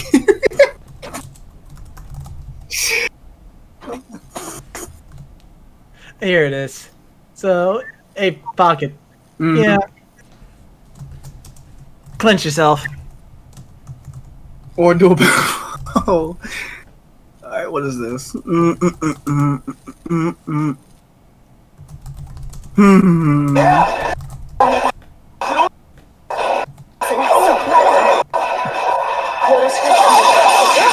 this is so much!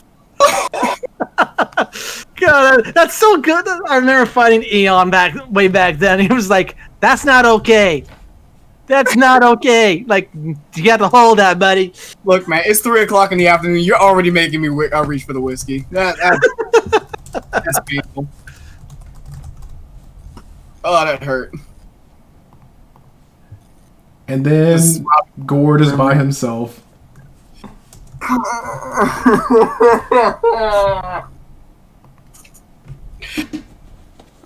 Hey, put D and then in parentheses drunk. But finish the D and then RU it.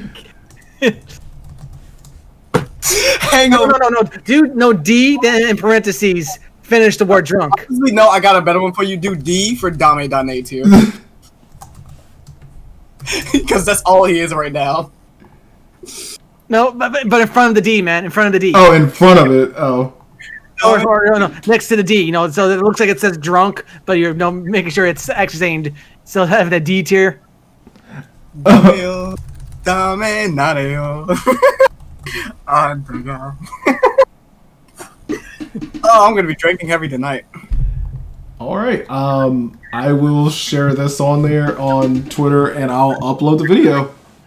So I appreciate my guests for coming out to help me with this, and everybody who commented during the stream. So, any closing statements from my guests today?